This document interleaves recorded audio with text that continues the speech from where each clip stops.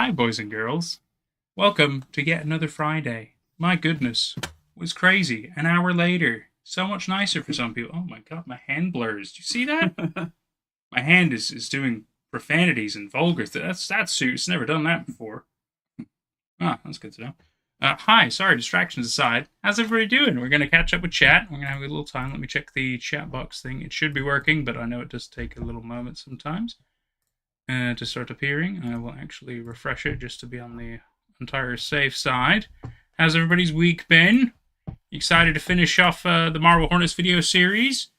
Good. Okay. A lot of things going on. Oh, says, I can't believe Ross was here 3 days ago. He was here 3 days ago, waiting in this very lobby, which is now live. Very funny. And where is he now? Not here.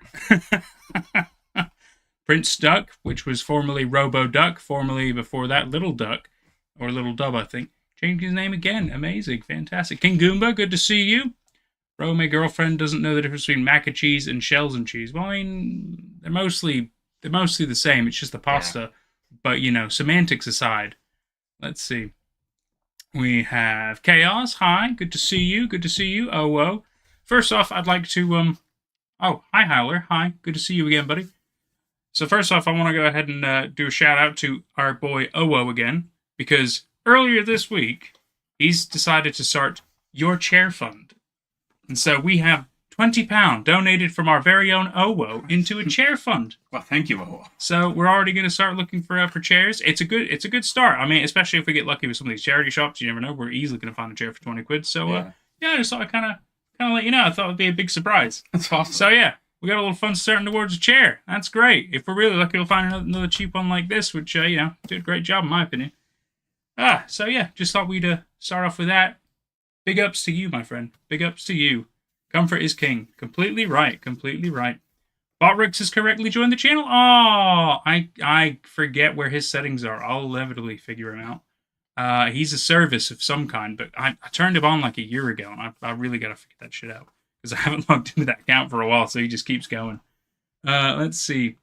How are us? Well, I personally, I'm quite good. It's been a pretty productive week. I've been able to, naturally work on stories. I've beaten Elden Ring, the main story, which we won't nerd about right now, but maybe later on we will. We also, after all the Marble Hornet stuff and the discussions and stuff have gone on, we do also have one more little analog horror to check out. Okay. Which, luckily, it's only 15 minutes long, but I've been, it looks well, it's pretty good. Okay. I could be wrong. I haven't seen it yet, but it's giving me Hello Kids show vibes, and I like that. So we'll see. We'll see. Hello Kitty. Hello Kitty. Hello Kitty vibes. Yeah, no, not Hello Kitty vibes. That'd be completely different. So that'll be fun. Let's see. Hi, Howler says, anyway, I'm playing a DC Comics mobile game called DC Dark Legion. You love the DC stuff, man. Good for you. Always good. I remember when we did that Roblox, played it was a Marvel one, if I technically remember correctly, but, that was quite fun. I remember that. Eric, hey, good to see you, E. Eric, how you doing? Tomorrow, you and your family are going to watch the Minecraft movie. Hey, nothing wrong with that. Enjoy a good movie, hopefully. I'm not sure, I haven't seen it. But I do know people throw popcorn when they say chicken jockey. I don't know what that's all about. It looks like a fucking madhouse when that happens. Yeah. So I'm just giving you a heads up. If you don't know that ahead of time, people might throw popcorn. It's going to get real messy. I wouldn't sit in the middle. Maybe in a corner, then at least you might not get hit. It looks abysmal. So have fun, though. I mean, I'd probably watch it. I don't know if I'd pay to watch it, though. That's just me. Prince says, I'm working on episode 5 of Meatlies. Good. And your Reddit story? Good. I'm also working on some stories, but I'm not quite ready to reveal all that just yet. I've been hard at work. Like, very hard at work. But for the past month, I've been averaging 60 hours of work a week on my top secret project, which, like, I would like to, when it's done, I would like to talk to Nathan about, or pitch it to him about somehow covering it on his channel, but like, we'll see how things go. I don't see why not. Yeah, that sounds cool. Hell yeah. It's something I've worked surprisingly hard on it, but it's still not done yet. But it's, good, productive week. I'm a little bit fried because of all that, but I'm here. Yeah, I think he needs a good dose of Marble Hornets and chit-chat with the camaraderie people and have a good little time. And food. Yeah, of course, food. I've got a death by pepperoni pizza today because I was feeling like a basic bitch, but, I like a lot of pepperoni, so I can't complain. It is a good pizza. and I've got a skyscraper burger, which it's like a it's supposed to be like a chicken burger with hash brown and mayonnaise and lettuce and onion. There's a lot of stuff, but I've had the chicken burger replaced with a beef burger. So it's a beef skyscraper. Yeah, just burger and hash brown. I'm up for that. Quite right. I'm drinking Left Blonde Belgian beer again because I'm a Belgian boy. Can't blame me. I'm drinking Dissolution IPA, which I've had one sip of it. It tastes very bitter, but a little bit fruity. Bitter but fruity. Well, that sounds alright. Tell you what's surprisingly nice that I found out that I really like. Sour fruity beers. Those are really nice, actually. Sounds weird. Yeah, they sound weird, but when you try them, you're like, no, I understand. Because they're sweet and they're sour, but it's beer. It's really nice. Really nice. Sounds disgusting, though, but I don't know, I can tell you try it. Let's see. Oh, goodness, I've already fallen behind on chat. No! OO says, Hello Kitty, my beloved. Fantastic. Mummy's here. Hi, Mummy. Good to have you as always. Prince says, YouTube didn't go full black ops on me for putting Reddit. No, they sometimes behave. King Goomba, it's because of the memes. Hi Howler says, it's a DC mobile strategy app game where the toxic mist is being spreaded across the cities by the Center Crisis Tower. You can collect, level up, and evolve your champions. Sounds very much like a mobile game. 100%. But hey, I hope you're having fun. That's all that really matters. Chaos says, apparently the fact it's nonsense is the point. Oh, the chicken jockey thing. Yeah. Maybe that's, I don't know. I think it's not a good thing. You know, the fact that they think when chicken jockey happens, people just start popcorn everywhere. I think that's just not good, right? That doesn't. It sounds like a forced meme. It does. It does sound like a forced meme. And it just kind of like, why make such a mess? People gotta clean that. That's terrible, you know? I wouldn't want to clean a movie theater. That doesn't sound fun. So, not a good trend in my opinion. But hey, I mean, there's been plenty of bad trends. Let's not get on that, right? Oh, it says, Jordan, be sure to rest, eat, and drink properly. Take breaks. Aw. I'm doing my best. You the man. You the man. He's also the man, but you the man. Let's see. King Goomba says, I'm still working on my story, but writer's block is hitting me hard. I feel that. I think the annoying thing about what I'm working on, like written story-wise at the moment, is I've got a lot of ideas. Not all of them are part of the same thing, but ultimately it is part of the same narrative story thing. But it's I don't want to continue explaining too much about that. But you know, it's one of those where like there's multiple stories which are secretly all connected, right? And I want to do more than just have it all be written word. I've got other little ideas and stuff, but I haven't quite figured all the effort out of that yet. But one of the stories is coming along, and that story might inevitably start some cogs going, and I think that'll be a pleasant experience. Sorry, I love talking about myself. Apparently, I love talking about myself. Nothing wrong with that, though, right? I think you're allowed to do it to an extent, right? Yeah. King Goomba, still working on my story. Oh, yeah, we read that one. Hi Howler, you can rescue the citizens and build shelters. Hi Howler's just in a completely different chat room. This happens. Build shelters, plus you can assemble your squad. Sounds, yet again, very much like a mobile game. It always sounds good in theory, and then you play it and you're like, it's like weirdly basic, and also energy is required to do everything, and it's just silly. Prince Duck, you take care of yourself, dude. That's good. Thank you, Prince. Hi Howler again. Chaos says, sounds right up my alley, Jordan. Even the Batman who laughs. Well, that's cool, Hi Howler, I gotta say. Chaos says, it's definitely not good because mess, exactly. King Goomba, the Batman who laughs, is my favorite. Yeah, he's a horrific Batman. Oh, says, as someone who worked in a theater, it's a nightmare. Exactly, right? I mean, especially popcorn. Popcorn or soda spilled on the floor? That sounds... No. That sounds awful. Especially because people smush it in the ground. Dude, I can't even imagine. Chaos, oh my god, Nate, hecking same, actually. Thank you. Thank you very much. King Goomba, mine is having tons of ideas but having trouble starting any of them. Chaos, I need to get started, but perfectionism and I am my own worst enemy. Yeah. Yeah, I totally get that. If it's not exactly how I kind of envisioned it in my head, I know exactly what you mean. And I hate that. But I've over the years kind of learned to just accept that not everything will be exactly how I see it in my head, and that's okay, because that's how we've gotten to this point in my life. Where, we're able to do live streams and people come in and have a good time. So I feel that's pretty cool. Eric says, I'm a little worried because of the humongous mess people make because of Chicken Jockey. Let's hope it doesn't happen in Slovakia. I hope so too. But I have no idea what it would be like in Slovakia. I I guess it depends how many kids go, right? I'm really not sure. Hi, Howler. From what I know, the Devastator is kind of like it's still going on. Okay. King Goomba, I feel that chaos. Maurice Jackson, what's up, y'all? Hi, Maurice. Welcome to chat. Do you know Marble Hornets? We're gonna get started in just a minute or two here. We just like to have a little intro catch up with everybody, a little unwind session. We all need it after the week, right? If they don't know Marble Hornets, they're jumping in right at the end. It's certainly the worst place to jump in because, yeah, a lot of spoilers, which, by the way, nothing would make sense if you start watching it now. You sure do. Oh, good. Oh, fantastic. You love it. Classic series. Excellent. Well, you're in the right freaking place. We're all like-minded people. We like it. We like discussing it. We like analyzing it. And, yeah, we're just having a good little time, man. Having a good little time. We've made it all the way to... Entry 79. Entry 79, yes. I was going to click that. So you guys actually got to see it. Made it all the way to entry 79. Yeah, the remaining part of the story should be about an hour and 10 minutes or an hour 20 minutes. Hour and 10 or an hour and 20 minutes. That's not bad. That's the average length we've been doing. I did plan it out, plenty of streams out deliberately. You did. No, you did a great job with all this. I mean, my hardest thing was, just being here. Really not that bad. Mostly because I've already done all the tech shit on the side. All right. I've got to ask, is there a reason that your phone's making noises? Oh, yes. It plays ads. One of my potential revenue streams, but I can actually turn it off now.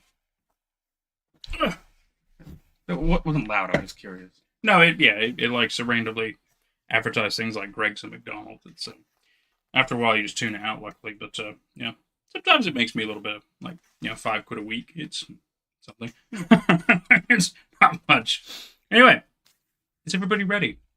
Yeah. Are we ready to jump into entry 79? I'm wondering if there's a point to giving a recap here, but I don't know where I would begin. Well, I kind of feel like we're at the point where Tim and Jay, I was going to say Alex, Tim and Jay are on the offensive, right? Yep.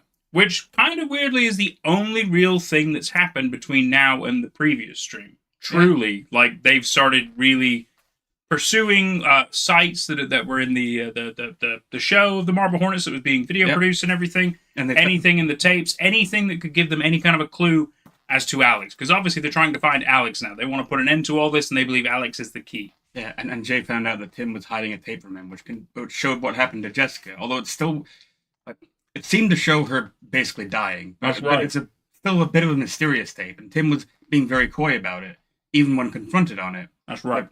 But ultimately, Jay's been driven by the Slenderman influences to complete paranoia and aggression, and he's unstable, he's unpredictable, and he's dangerous to be around. So Tim had to restrain him, and Tim went off to the school. It's a school that it's the school that Alex's girlfriend Amy went to, and that we have reason to believe Alex is currently being held there by the Man in the Hood. There was some plot details, but it's kind of recapping is. No, that's right. I forgot that part. The fact that there was a little video bit of To the Ark making it look like he had captured Alex in a location. You're exactly right. Okay, so yes, so Tim's headed off towards that school. He had restrained Jay and left him behind, but the Man in the Hood came by and freed Jay and gave him the camera and just left him to his devices. So Jay's gone off to the school as well, and hopefully, I'll just say yes. The school is where the final showdown will happen. Although what else, how it happens and what else happens, that's for these entries to surprise you. Right. Gotta change that to live chat. After all, we still have several entries. So a lot can happen. He's right. A lot can happen. Oh, Lazy's here. Hi, Lazy. Hi, Lazy. Welcome back. Good to see you. Won't be able to stay the whole time for this one, because it's the last one. That's fair enough. These streams do get archived. They'll be on YouTube. That's quite true. They will stay there forever until YouTube decides to destroy my channel for some reason. That's good to know. I was going to ask you about that. Yeah, no, that they should say. I mean, YouTube hasn't told me they're going to pull anything. I don't think they will. Probably for a good number of years. I think inevitably they might do a restriction thing, but for now, they're always going to be there. I'm not going to do anything. I think they only delete channels sometimes if it's a channel that hasn't updated in 10 years, but even then, they only rarely do that. No, of course. Or if you have too many copyright strikes, which I only had the one, which by the way has had its due. Good. So all is good. That's why we're here. Okay. I knew it was a holiday weekend. Oh yeah, that's right, Easter holiday weekend. It's quite right. At least in the UK, it sure is. I think no, it should be pretty much around the world. And hi, Heller. I regret to inform you, although I say this with some smugness, I don't care about Batman. I I like The Dark Knight because it's a Christopher Nolan movie. I've watched Joker, which was actually surprisingly good, but I liked it because it wasn't a Batman movie. It just happened to take place in the Batman universe. I don't care about Batman. I don't care about superheroes. I like Watchmen, but that's it. They're like an anti-hero. Yeah. They're pretty great. But so no, he doesn't know who the twisted variants are. No. You know, nor the bizarro ones. So let's not get too bogged down into the variation details. Or the alternate Earth ones. Let's really not get bogged down. Aw. Next weekend is your birthday party. Well, happy early birthday, Chaos. That's awesome. Oh, we've also got Dub Daniels. Welcome to chat, buddy. Will I make more parts to you? I don't do okay. I don't know how many times I have to tell people this. A lot of the stories I cover, pretty much 99% of them, are stories that I do not own, but I have been given the permission to cover. The Sun Vanished stopped in 2019. It has not gone on ever since then because the creators are now on hiatus. Well, they've been on hiatus since 2019, and they literally don't even talk to each other anymore. It's probably never coming back, I'm afraid. Weird Birds is the only one still active. All the other ones are just non-existent anymore, I'm afraid. It sucks, but it's just the truth of the matter. And I'm sure I'll continue getting those same comments for the rest of my life. So it's not just you. It's not just you. A lot of people ask me. Oh, you were thinking about Weird Birds. Okay, very different. Yes, Weird Birds is still ongoing. It is not done. Because Ark is a busy person, which is completely understandable. It is their story. I'm allowed to put certain things in, but not everything. So I have to kind of wait for certain things to happen. But yes, there will be more of that. Anyway. Shall we hop into what we're here for? Somebody asked for a recap, but we just gave one. Recap. Tim and Jay. I almost want to say Alex. Tim and Jay are on the offensive. Alex has been kidnapped by To the Ark. Mm-hmm. He's being held in a school. Tim and Jay are on their way there, although Tim and Jay have had a falling out, so they're going separately. I don't know if Tim doesn't know that Jay's going. Because Tim, zip-tied him, technically speaking. Yeah. But To the Ark freed him.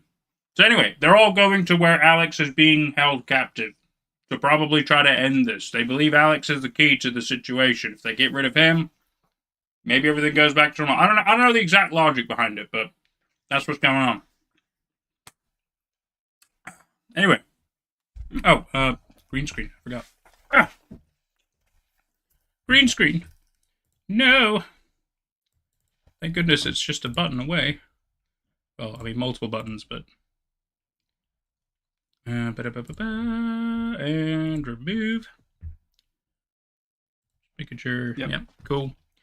Let's go, boys and girls. Yeah. My bird. Well, I'll go do some narration, but then I'll eat my burger. Entry 79. Let's go, Marble Hornets.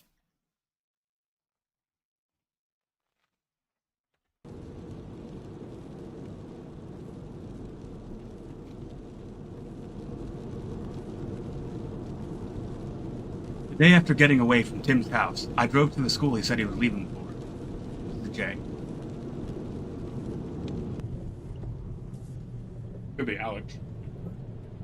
It's located in a relatively secluded area surrounded by woods.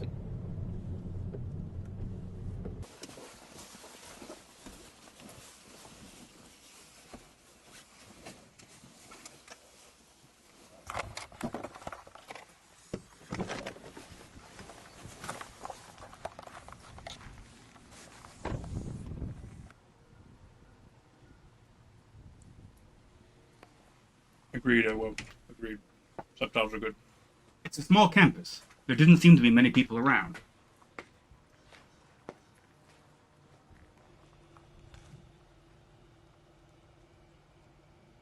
Some of the buildings look like they're not even being used.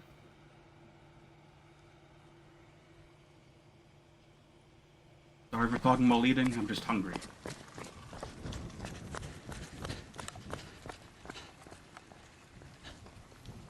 I think that's presumably Tim's car.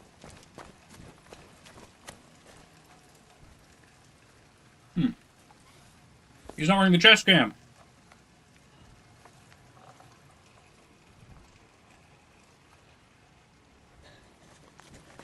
Why not? Guess it's because he thinks it's all gonna end.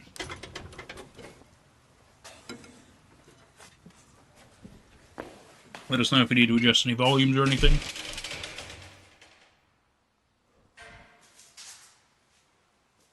There's a door loudly closed.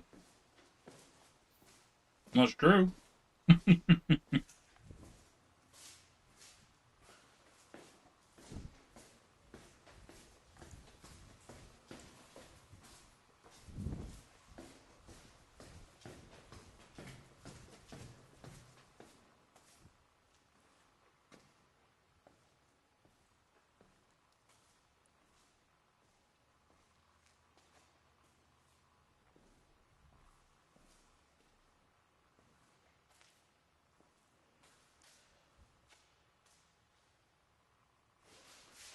Hey, hey! Wait!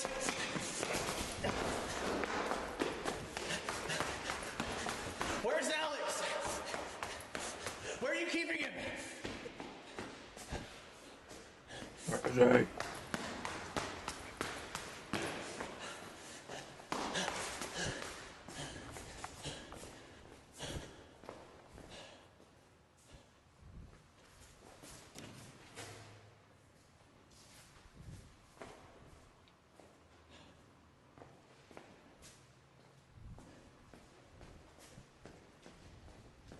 The better question is, where is everybody?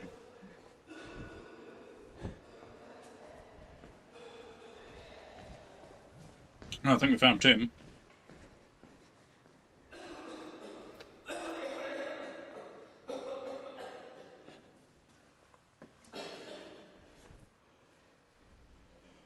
Oh. Hey. Hey, wait!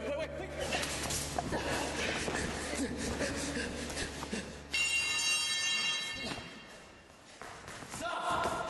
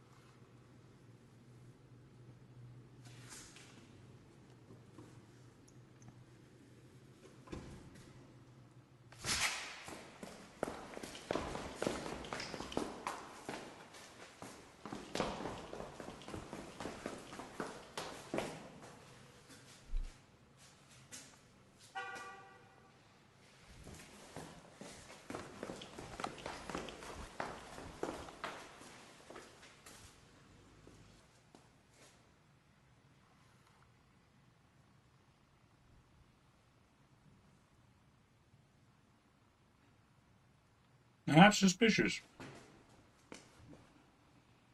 He wasn't wearing a chest cam before, but he's put it on now. Yeah. So where did he come from? Good question. Because his car was there. Which means he's been here.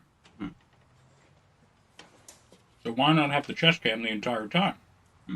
Just strange.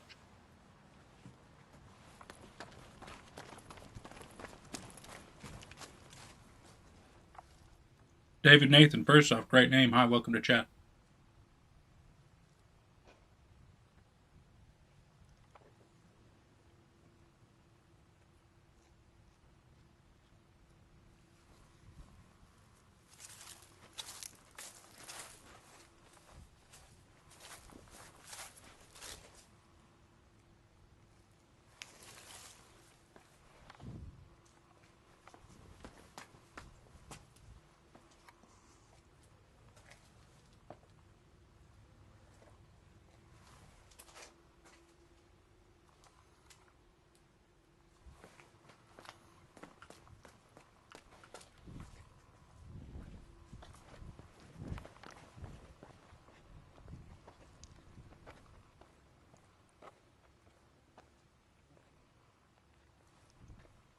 Remember, he's not suspicious at all.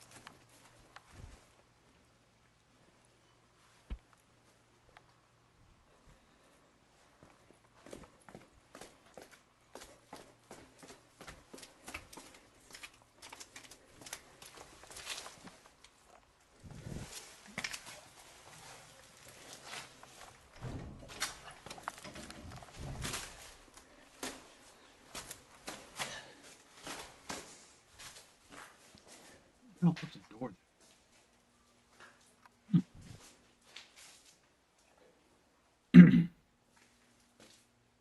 Fire safety inspector.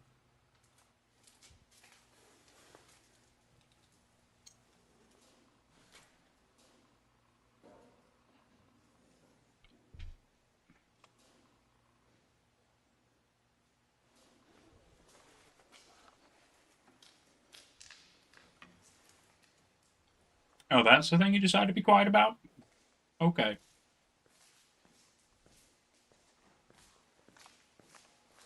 Even though you full sprinted behind him in the grass, probably crunching some leaves. I get the feeling Tim knows he's there.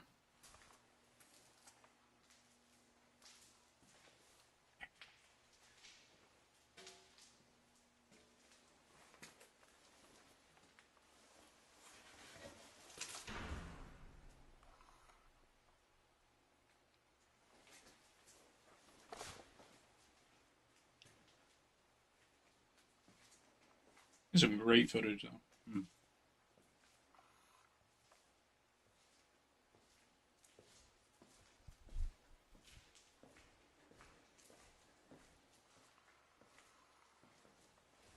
That's what I'm saying, oh, that's what I'm saying.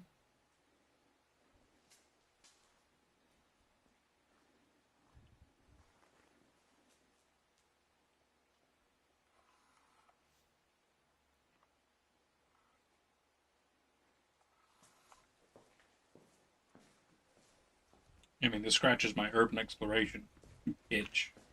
I do like doing that kind of stuff, but you always got to be careful because, you know, the majority of it is trespassing, so you got to really find out where you're allowed to go and what not to.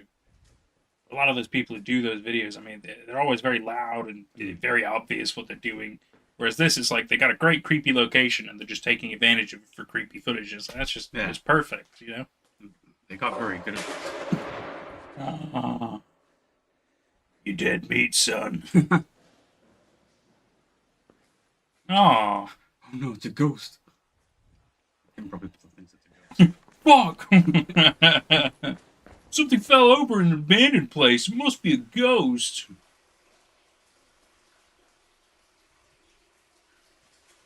I beg your pardon, phone. I muted you. It's okay. You can play that game. Yeah, you can't play now, can you? You know, behind the scenes, they got permission to film in this school. Oh, of course, yeah. As long as you got permission, then you can do whatever. It's great. That's the key. If you want to do this kind of stuff or any level of content creation, permission. Yeah. Always ask permission. Like we have to ask the creators of the comics for permission to narrate. Because otherwise, we're legally not allowed to. So yeah. I will be sending them an email. I think it's just Troy, but I'd have to check. There's someone else. I can't never remember her name. Jackie Reynolds. Okay. I mean, I'll probably start with Troy because I feel like he's the main driving force and owner of it. So I'll shoot him an email. Because, yeah, without permission, we can't do it. Run no risks. I respect what they do. Ooh. A lot of cool pictures, though. Yeah. Like, you think these are, like, basic ones, but no, they're all, like, really cool fucking candid shots. And To the Ark's got an eye for cinema. Hall, find Alex, find the Ark. Hmm. We were just at Benedict Hall. God damn it. Gotta go backwards. An X-Acto knife? What are you gonna do with that? I say you're sharp. And Breaking Bad flashbacks. Using the box cutter. Right.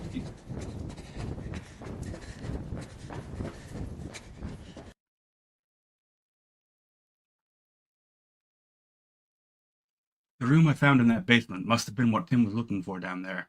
He must know more about this place than I do.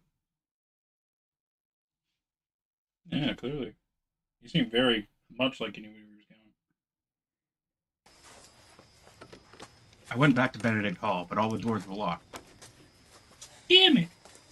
I'm not gonna break in, that's rude. I'll break a window to get in if we can't find any other way. Oh, I was wrong. He's gonna do it.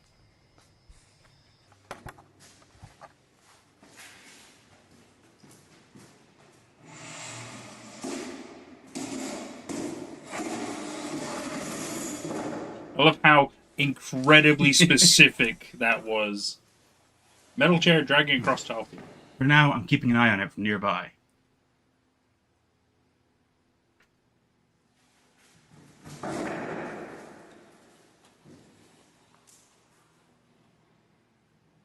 Yeah, you watch it.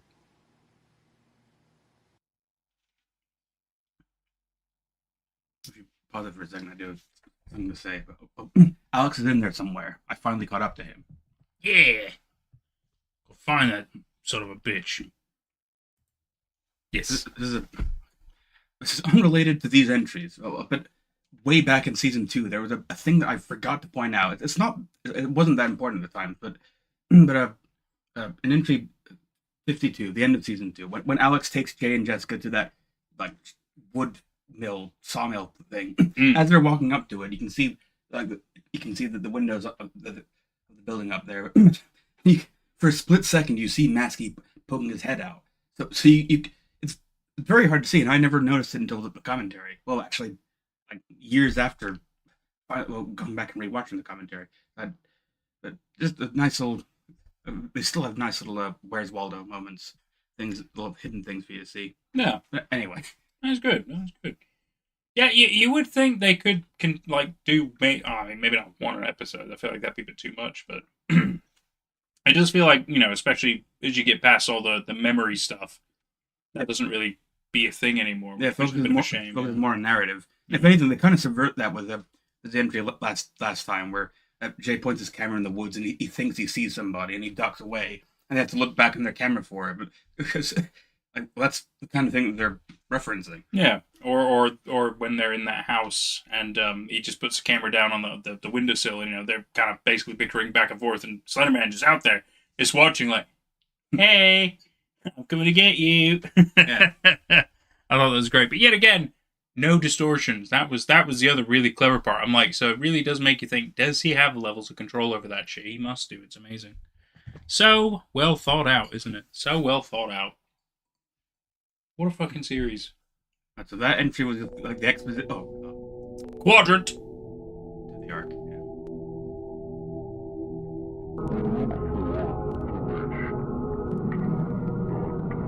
Here's a liar.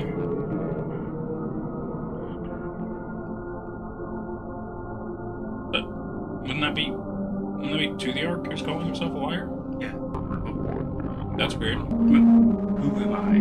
Why? I actually remember. Am I the third?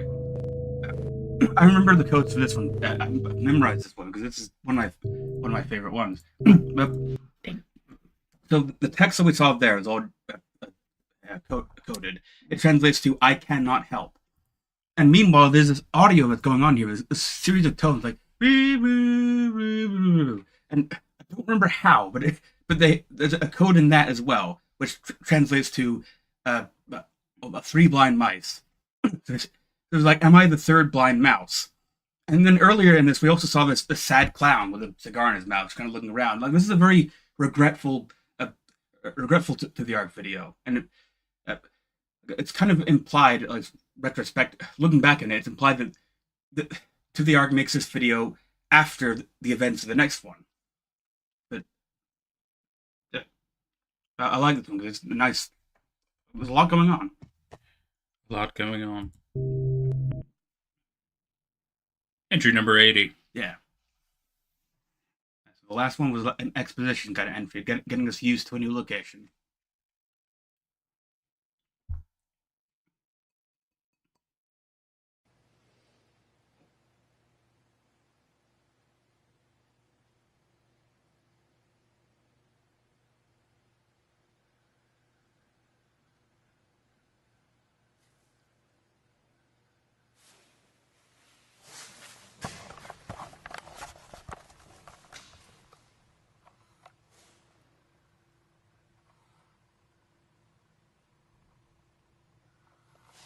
It's meant to be the same day.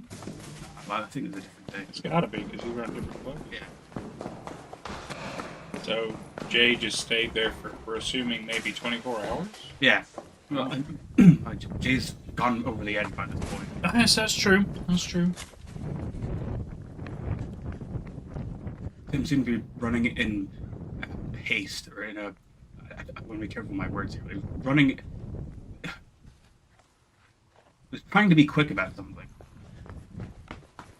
Either to run away or to run to do something. So quick, he left the door open. Suspicious, if you ask me.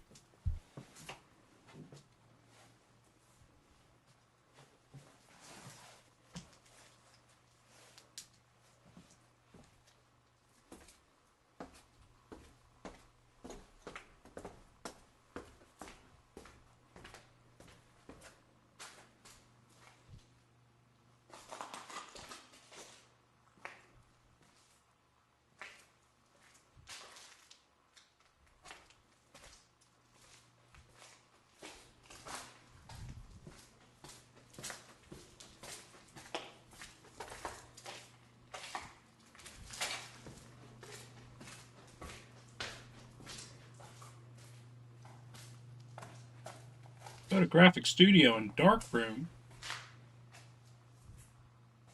That's awfully convenient. To the arc to develop the photos.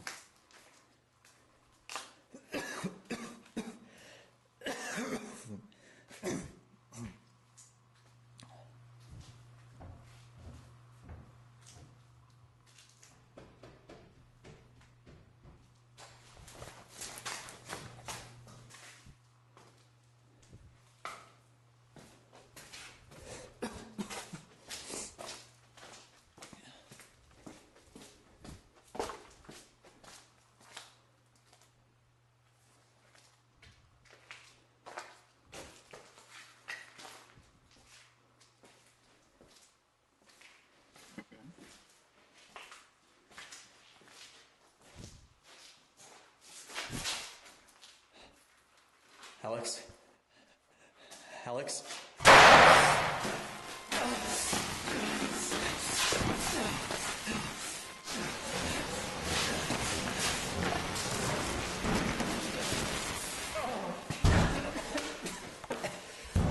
It's good to see Alex got out.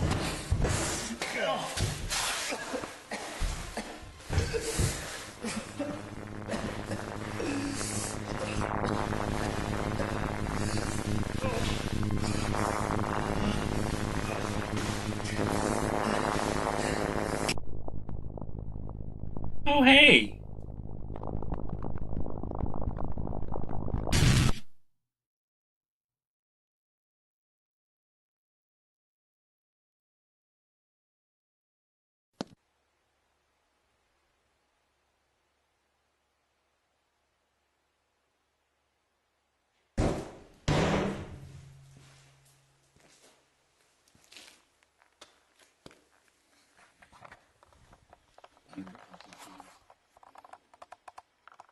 He was the one trying to break in.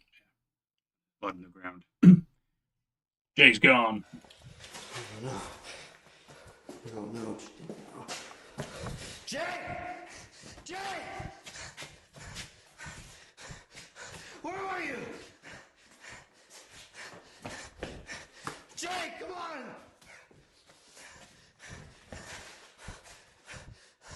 You! Get him. Set this up! Get him, Jim.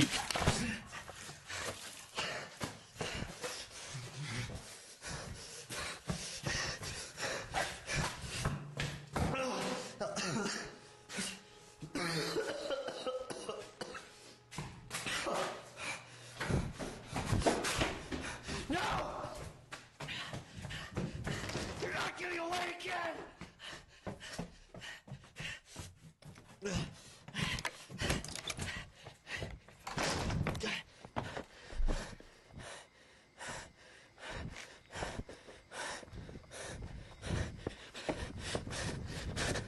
Got a feeling we were missing some chat.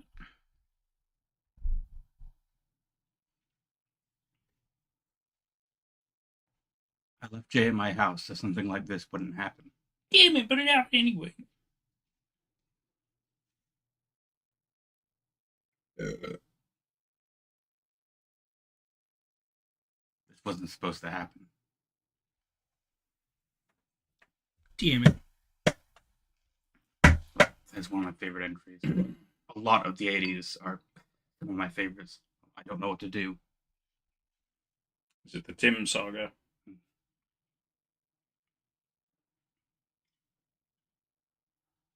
Report that rather poorly. I gotta wait now. Entry 81. Then maybe we'll do discussions. Yeah. Oh. Seems Yeah. Yeah, why is it stuck? frozen. It does seem frozen. Great. Bear with. Oh. The following footage begins from when I arrived at the school, the afternoon before Jay followed me there. Yeah, we're going to go back because we didn't get to see any of that. Yeah. That was it. Pretty sure. Entry 81. Yep. It did happen just as he said. I want to make sure. Thank you, Owo. It was a bad pour, okay? I thought he was in the toilet for a minute.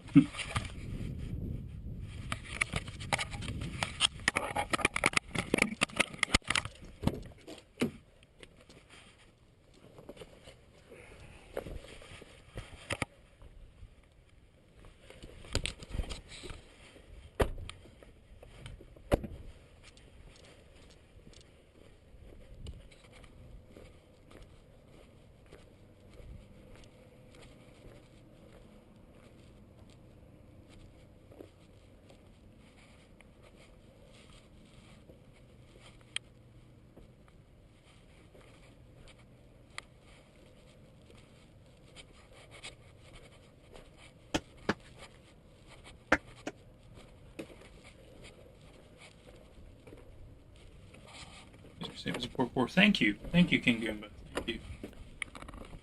Later says Jay did nothing wrong. Looking for something? Finally found somebody. I was wondering if you could help me with something. I'll try. A friend of mine used to go here several years ago, and could you tell me where I could find like the film department, if there is one?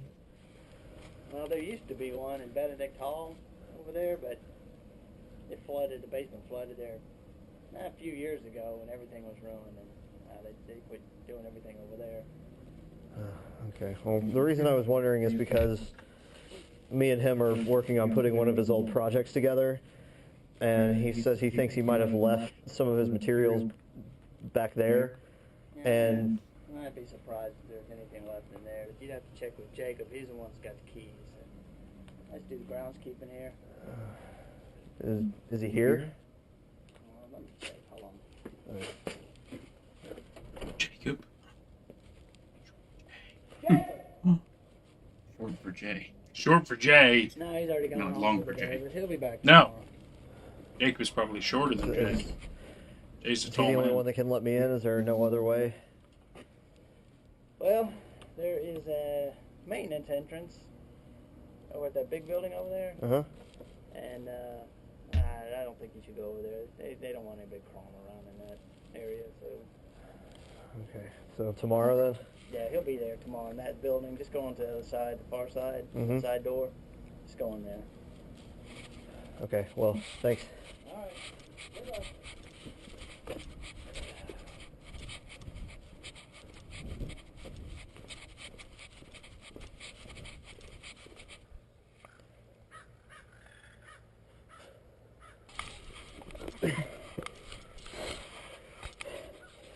I tried to find another way into Benedict Hall, but all the windows were nailed shut.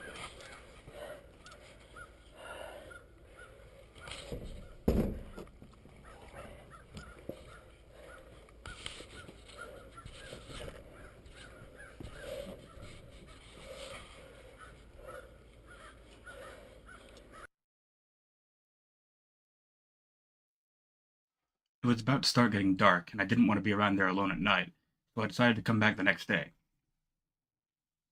I understand, Tim.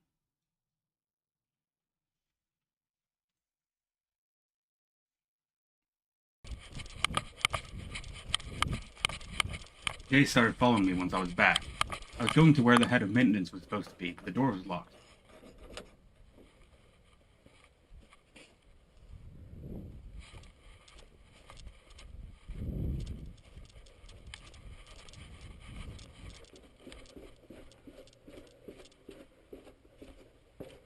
I found an entrance into the basement around the back.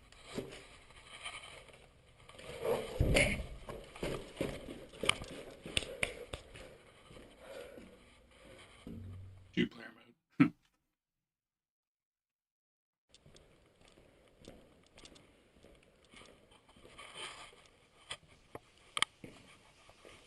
Ah, yes, the forbidden toilet.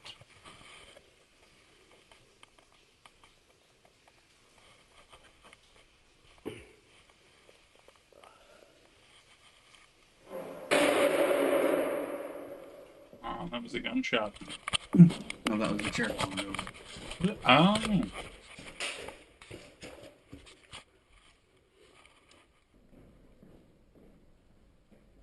Now he knows Jay's there.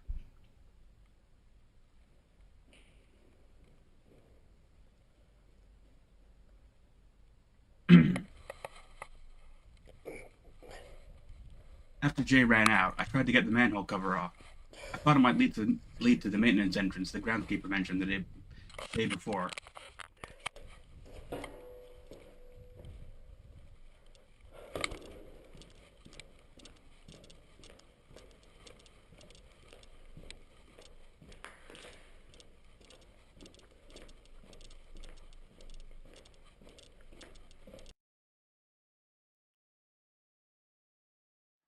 By the time I found a crowbar, it was dark again.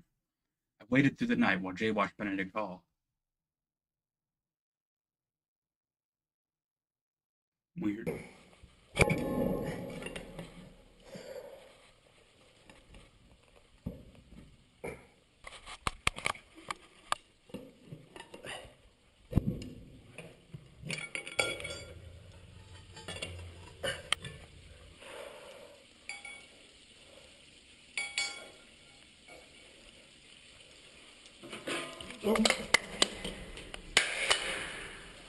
Fuck.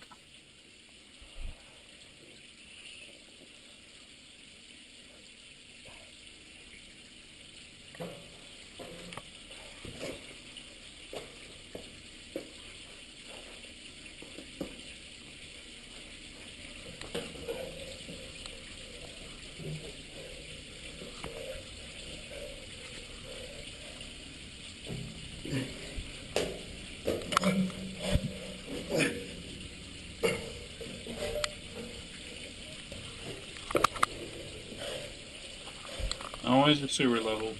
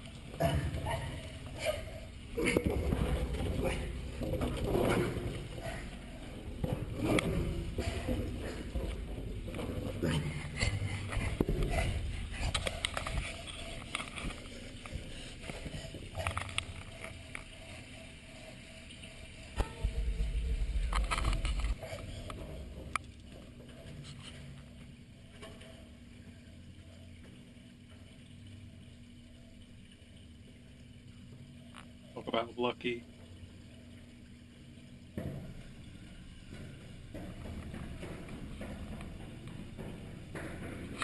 Is he able to run in these pipes? Look, he's been here for a while. He's very used to these pipes.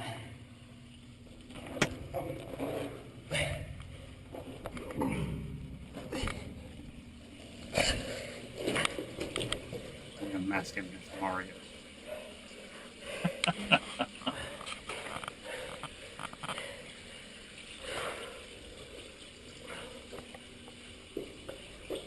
If it was Slender Mario, it would be Waluigi. Yeah. That'd be cool. There must be a Waluigi Slenderman thing.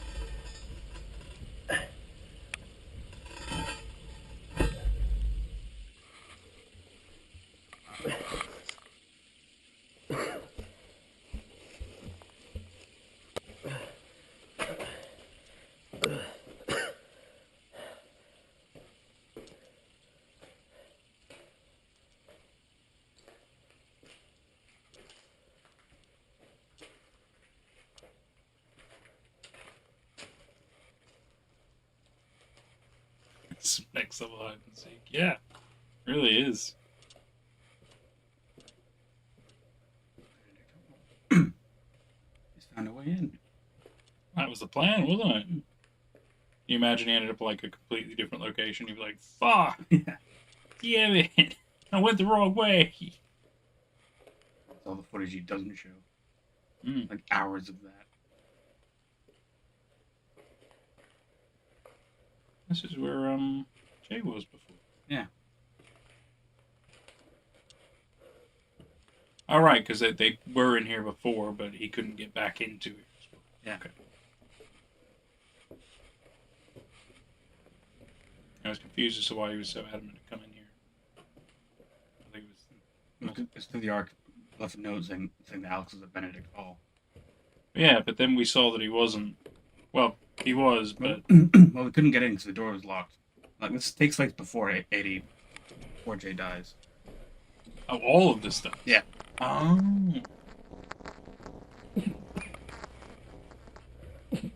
Oh, I see. And then this is where he leaves Benedict Hall in the rush, and this is where Jay comes in. Okay, okay. And leaves the door open.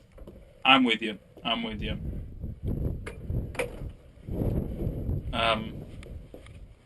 He closed the door. But it's unlocked now. It was locked. Yeah, but I hate to be that guy, but literally just last entry, the door was ajar.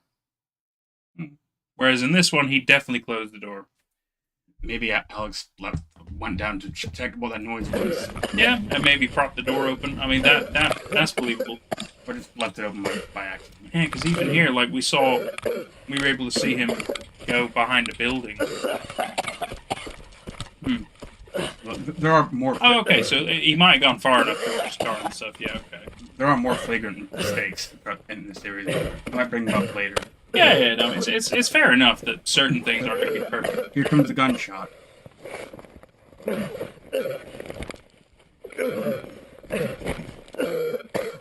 We'll be able to hear it. Yeah, she didn't say. Freak immersion. I'm so sorry, guys. Okay.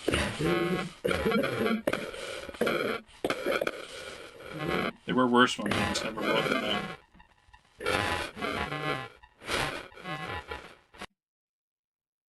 There's one in season 2 where Jay drops the camera running away. Oh, I blacked out after this and didn't wake up for a few hours. Jay sees the Slenderman, drops his camera and runs. And the very next entry, we see like the camera's upside down now somehow. Jay was gone once I got back into Benedict Hall. Yeah.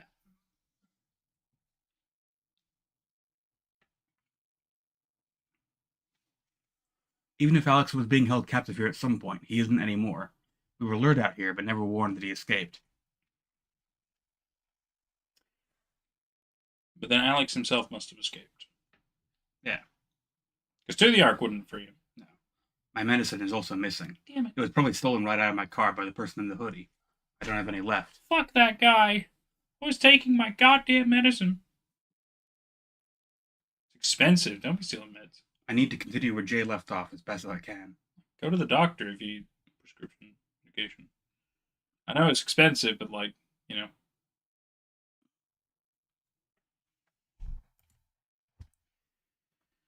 I know this has nothing to do with Marble Hornets, but the rest of my content are showcasing build characters I made in Melon Sandbox. So you recently made Siren Head. Told my fans I'll release it in the workshop on the price of 800 Mel coins. I'm sorry, what are you talking about? What is Melon Sandbox? Basically, the workshop is a feature where you can buy builds from people with Mel coins. This sounds like a crypto scam, my friend. They can be acquired through real-life money or selling your creations. They are unlimited source and won't disappear from your saved saves when one person buys it.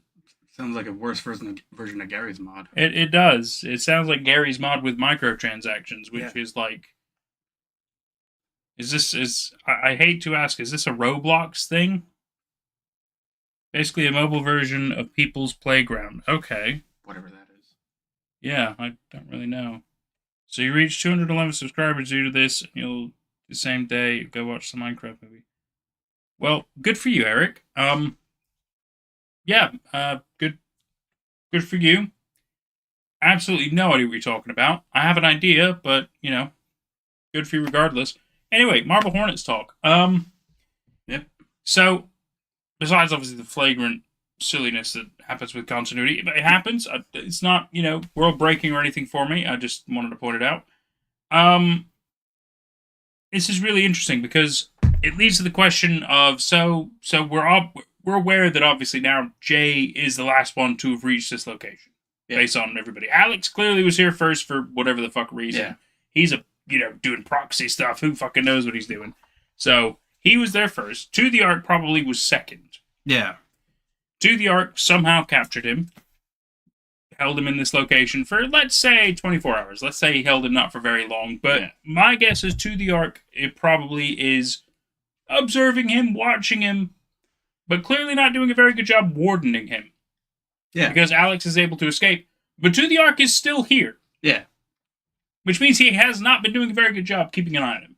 Yeah, and the thing, like, and I do want to bring up Quadrant again, the last To the Ark entry we watched. As I said, that was a very regretful regretful tone in that entry. And he says, well, it's encoded, but he says, I cannot help.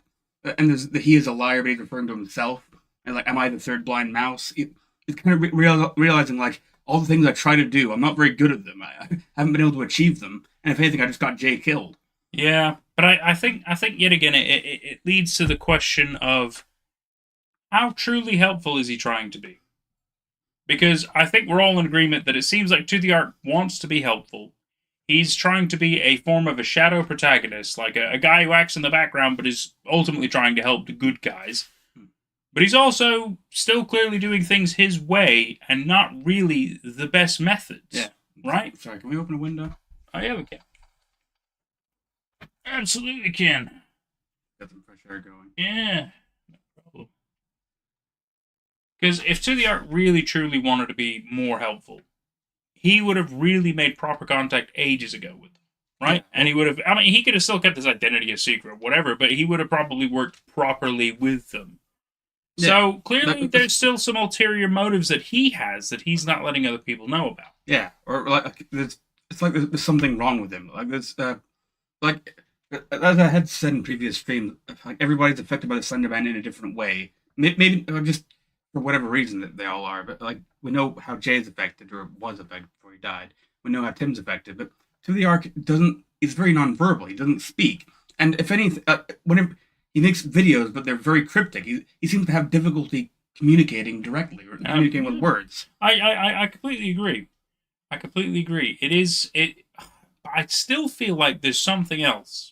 It's not just like he's trying to help in his own way and he's just not very good at communicating with people. Although I do understand that point, and I think it's a very good point.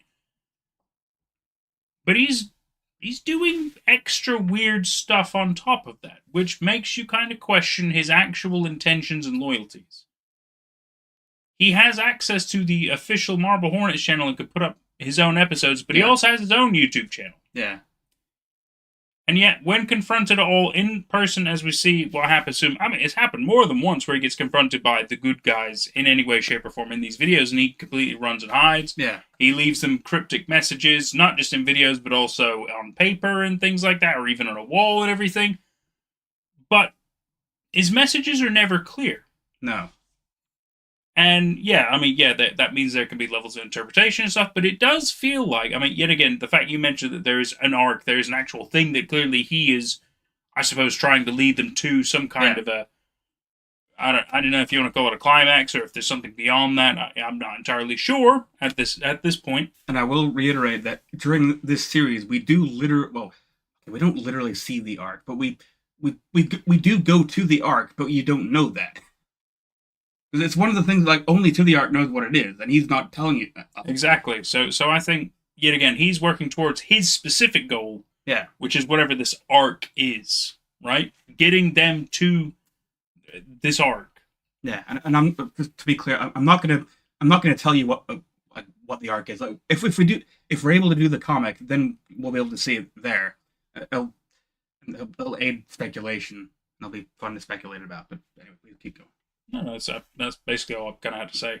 Because I want to believe he's trying to do the right thing. I believe he does have his own intentions and motives. Yeah, but like, the thing is that there's things that he knows that he either doesn't want to tell people, or that maybe, like, I don't know, I suddenly got this new interpretation that just now, like, maybe he when every time he has the impulse to try and directly communicate, it comes out garbled, and so it comes out of these cryptic messages in his videos, or he just doesn't talk in real life. But, I don't know. Like, he strikes me as he's a good guy, but he's unable to help. And yet, he captures Alex. Yeah. Which is perhaps the most helpful thing to do. Yeah. So then it leads the question: he can help, but he strictly chooses not to until it truly helps him. It was also the point, like, I presume he captured Alex, and the reason they kept leaving Alex alone is because he kept on insisting on checking to see if Jay and Tim were here yet, and trying to think of ways to lead them to the right place. But he couldn't keep his eye on Alex all the time. Plus, he had to develop those photos. He had to go to the photo development place. I don't know why he took the photos, actually, but he's weird.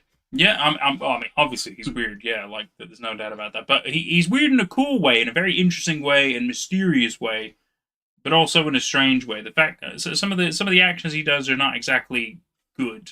Yeah. I mean, stealing Tim's medication a lot is obviously detrimental to Tim. If he clearly wants Tim to be stable, he would not do these things. But he is, because he probably wants Tim to come back to Maskey. Well, there's that, and also I presume that he wants the medication himself. He realizes it's helpful. Oh yeah, no, I agree with that as well, for sure. We see him taking pills, and that he had stolen from Tim's house. Yeah. No, and we, like I said, we do see him take them and everything. I think another annoying thing is the fact that Alex has seen his face. Yeah. Well, I suppose, actually, in fairness, now that I say this out loud, any video footage that reveals who Maskey is has probably been deleted by Maskey. So that's probably why, for all we know, Alex probably has said it in a video, but it has not made it live, True. So that answers my question. Because otherwise I'm sitting there like, it's weird that none of that would have come to light then, but actually it makes sense, because if Maskey has access to the channel, he could just make it not happen. So that makes a lot of sense. It is, well, I suppose they have tried to catch Maskey. Maskey is certainly I keep saying Maskey. Hoodie. Sorry. Hoodie. I keep talking about Hoodie, not Maskey. I apologize. Hoodie is quite the enigma. He's quite the enigma. And I'm very excited to see where this is going to go. If it's going to give us more answers about this guy and this arc. Because, what's that all about? Why does he have to keep trying to get these three specific guys in the same location? Why is that his thing? That's a good question. Clearly there's a reason for it. Anyway, shall we crack on? Yeah, sure. Entry 82.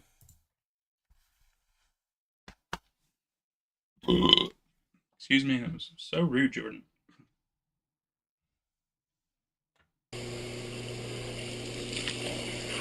Oh, falling timber now. Oh. I've been without my medicine for quite some time now. If I don't get it back soon, I risk having a serious relapse.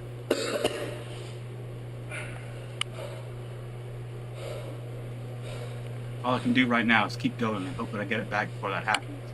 Nice bathroom. Is he in like a court? I think he just stopped somewhere. Or, oh, it's still in the school area. Wow. It's the nicest part of the school so far. Yeah.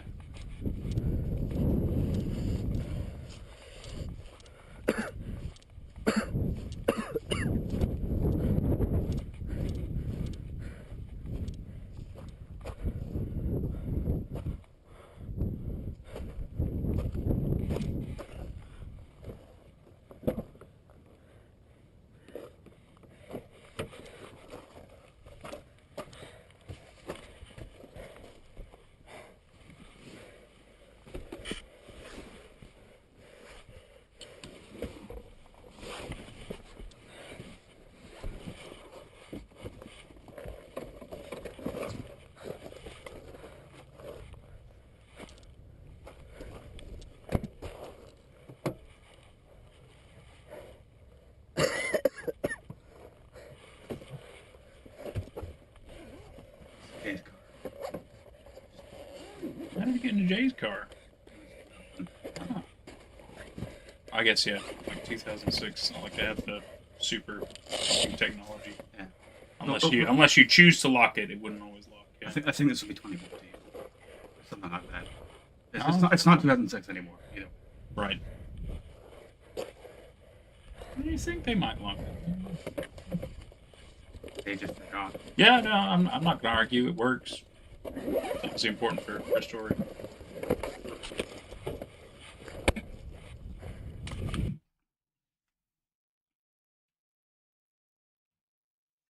I looked around on Jay's laptop and managed to find the following footage, which I've never seen before.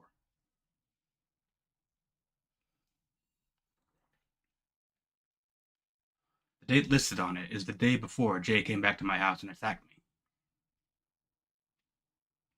So after Jay's seen the tape, but before he goes to confront Tim.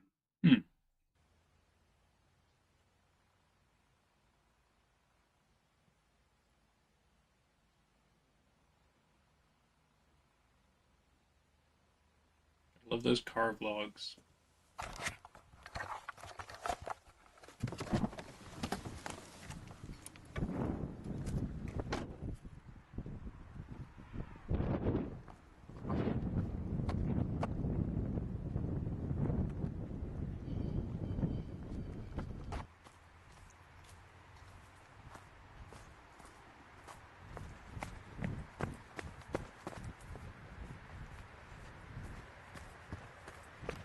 This is relevant because the tape with Jessica showed her in Rosswood Park. I think he's trying to retrace her steps. Oh. Especially with going to the other side of the tunnel, which, like you said, they haven't been able to do. She was the only one we've seen so far who's done it. Yeah. I can see the logic, especially based on all the crazy shit they've seen so far. I totally get it. It's like, hey, look, well, we know this could be something special. Why not check it out? Yeah.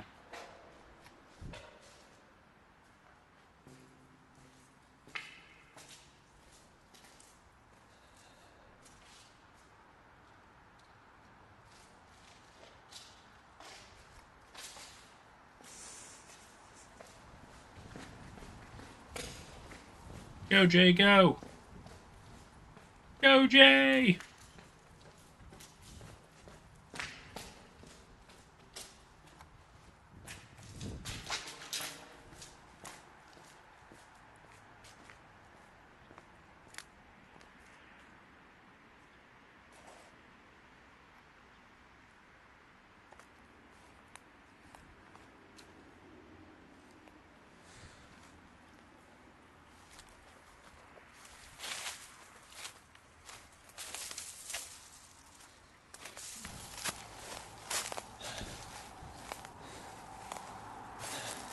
Or just in the woods.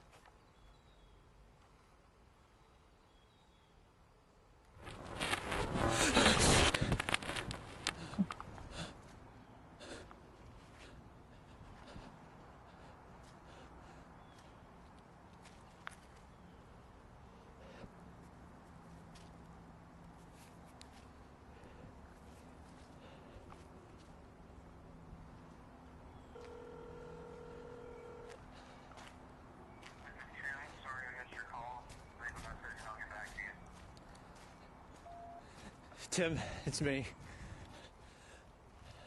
I watched the tape I took from you. And now I'm at Rosswood trying to retrace Alex and Jessica's steps. I crossed through that tunnel, but now I'm at that shack that we woke up at before. But that layout is wrong. It's completely wrong. We've never been on the other side of that tunnel, and when we left here, I know we didn't cross back through it. Rosswood has either shifted around, or I'm starting to lose it. Yeah. I don't know, Sneaky maybe in the both. woods. Listen, just call me as soon as you get this. I'm sorry. I know why you kept that tape for me, and we're not going to get anywhere like this, working solo. So I'm going to come over at some point tomorrow, and we'll figure out what to do next. Sounds calm and rational. And yet when he went to Tim's, he was not. I gotta get out of here. Something must have I'm happened. starting to see things that I know aren't there. And it's starting to make me feel really sick. Call me back if you can.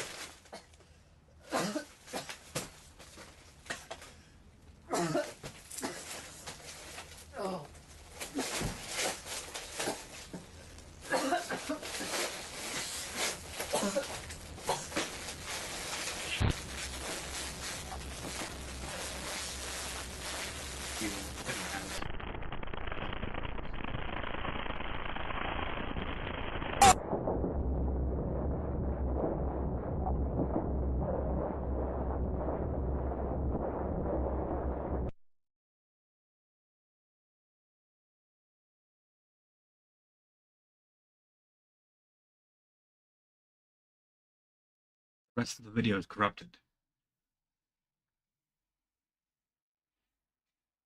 Dang. I never received that voicemail. From what I remember, I didn't get any calls that day. That's also weird.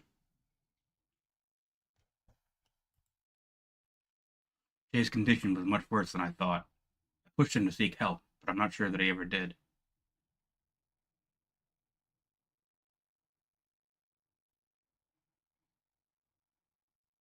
I can only guess at what happened after the footage ends. Whatever it was caused Jay to go from being apologetic to violent.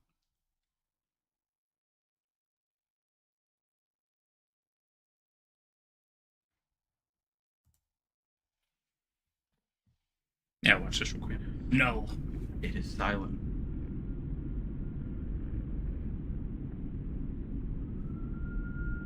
Who is left to hear the secret? Of course, do you know? I have for years. Arc awaits. What do you hear, see? What will you see? Regards. That code. Also, the solution to that code appears for a frame as it's being garbled. But I will deliberately not say it, and I recommend we don't look it up. We're going to find out in a later entry. Oh, Also, I thought it was an asshole. Ode. Jerry? It does look like Jerry a little bit. Jerry Seinfeld was Simon? S-I-M-H. I don't know. But, no, okay. Oh, God. There's a lot of garble. Simon, Sid. a lot of frames. It is a lot of frames. Unless it's obvious. Sim. S-I-M-H. Simmy. Ripra. There's the operator symbol. Eonor. 84129. 75EBX. Okay. It's 5 characters.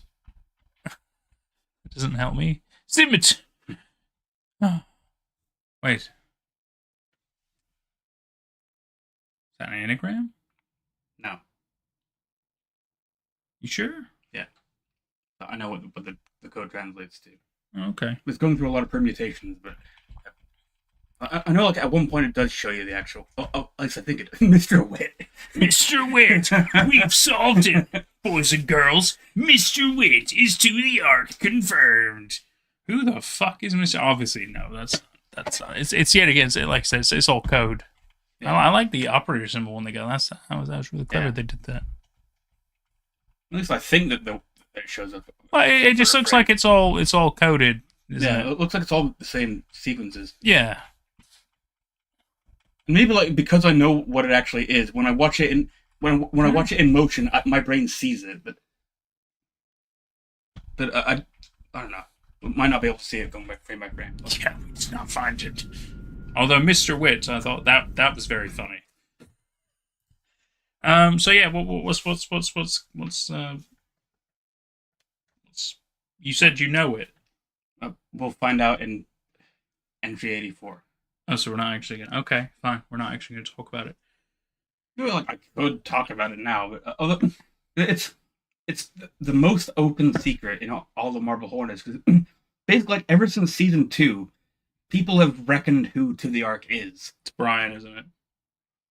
And the That's series not denial. and the series has not explicitly gone either way on it. Like, and To the Ark has continued to be like wishy-washy about or hiding himself. But So here's my question: is he more than one person? no, Is it Brian? You can say no. You can say yes. You can also refuse to comment. That is fine. I mean we're only 2 entries away from finding out the answer. But the way I see it is the fact is he's one of the most prominent names that comes up that we haven't really seen anything else with. And his name is 5 characters long. Yes. I think there was Steve as well, but I could be No, misremembering. Seth, that's it. Yeah, definitely not Seth. So it's got to be Brian. It's not going to be Jessica, is it? And I guess to continue talking, That would be wild. to continue talking around this, like I think there's a connection here between like never revealing who he is, even if it's obvious, and also he can't communicate. He can't directly say anything. So he can't even put his name in a video that he makes. Why can't it's he like, talk? It's like an inability. Like I would presume it's a Slenderman thing. Like that's how it's affected him. Or it's a choice. Could be both. It could be both. Because it's not like they really talked to Brian at all since this entire series, have they? Not that we've seen. Oh. Not that we've seen, chat, huh? Sorry, I know you guys were talking a whole lot while we've been rambling and shit. Stop beating around the bush. Look, it's fine. He said entry 84 is revealed. We'll get there. That's fine if he doesn't want to tell us. I totally understand. But I'm pretty sure we're all in the money with Brian, so it's fine. If it surprisingly isn't Brian and a totally random character, that'll be fucking weird. But actually, that'd be really interesting if it was. You know what else is 5 characters? Mario. And I said earlier. Tie-in to Nintendo. God damn it. That would explain so much. That's wild. Let's see. No, it's going about it the right way. Watch information will be revealed. That's right. Knows who it is, so we'll say nothing. Good for you, Oa. Good for you. Good for you. You miss Seth. Oh, I barely remember Seth. But you know. The thing is, like, you should know who To the Ark is. Like, It's got to be one of the only other people who worked on the project, and Brian is the one that usually comes to my mind. Man, it's somebody with a 5 character name. But like, it's supposed to be an open secret. By the time it's revealed, you're supposed to already know, and because when we get to the entry, it's a really tasteful thing. We'll get to it. It's Mr. Wit. So excited about that. All right, entry 83.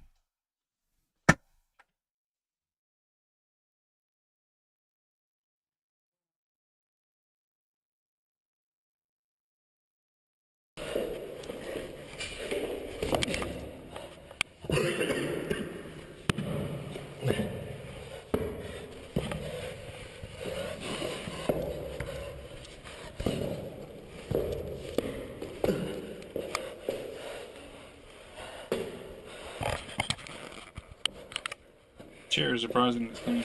That's what Jay was watching. Yeah.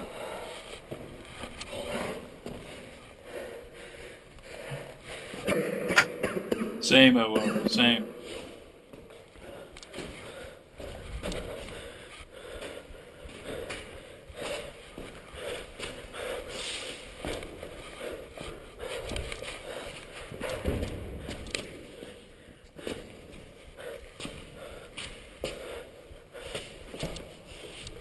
If you nerdfish, welcome. You made it. Currently on entry 83.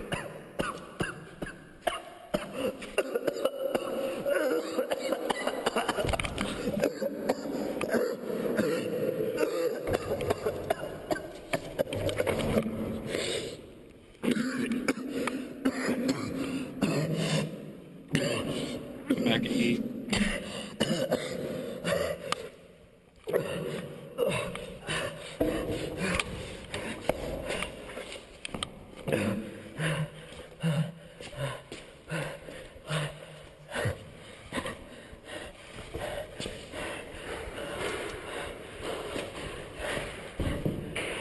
Jay?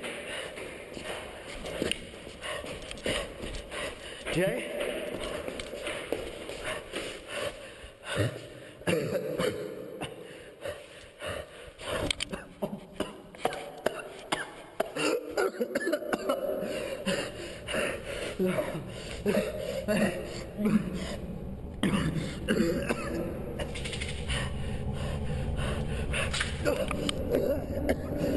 Oh, that's not cool, bro. Knew it. Well, just nasty, brother back.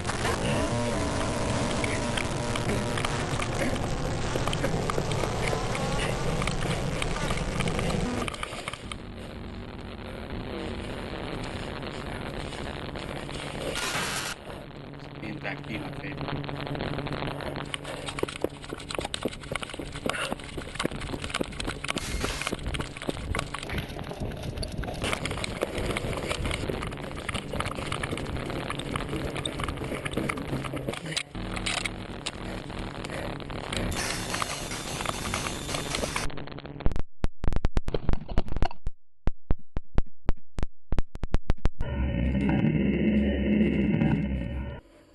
Why'd you bring me here?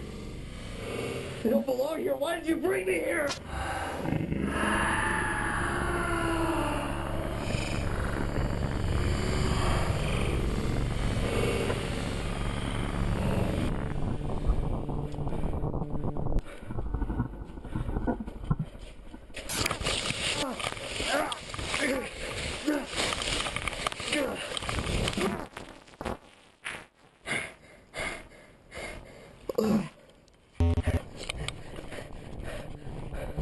So good.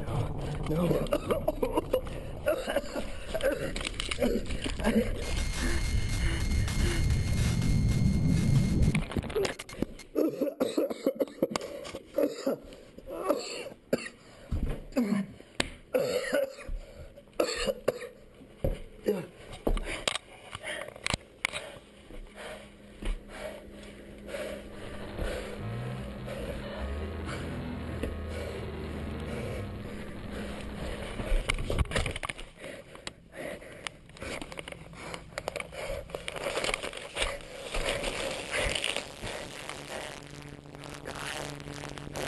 Jay.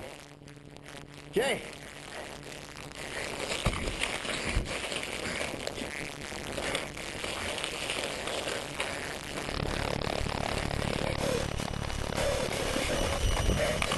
I'll kill you!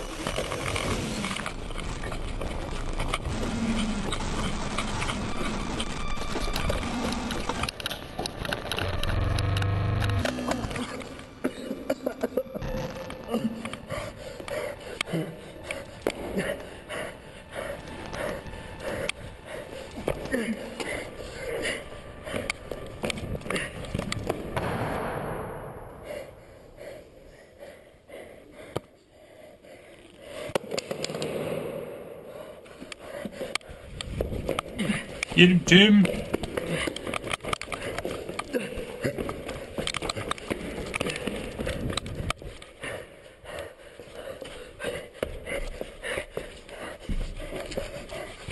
Take his wallet. It's funny in retrospect, they immediately dose of Yeah. oh, he's going for medicine. Smart. Now take off his hood and then take the tape.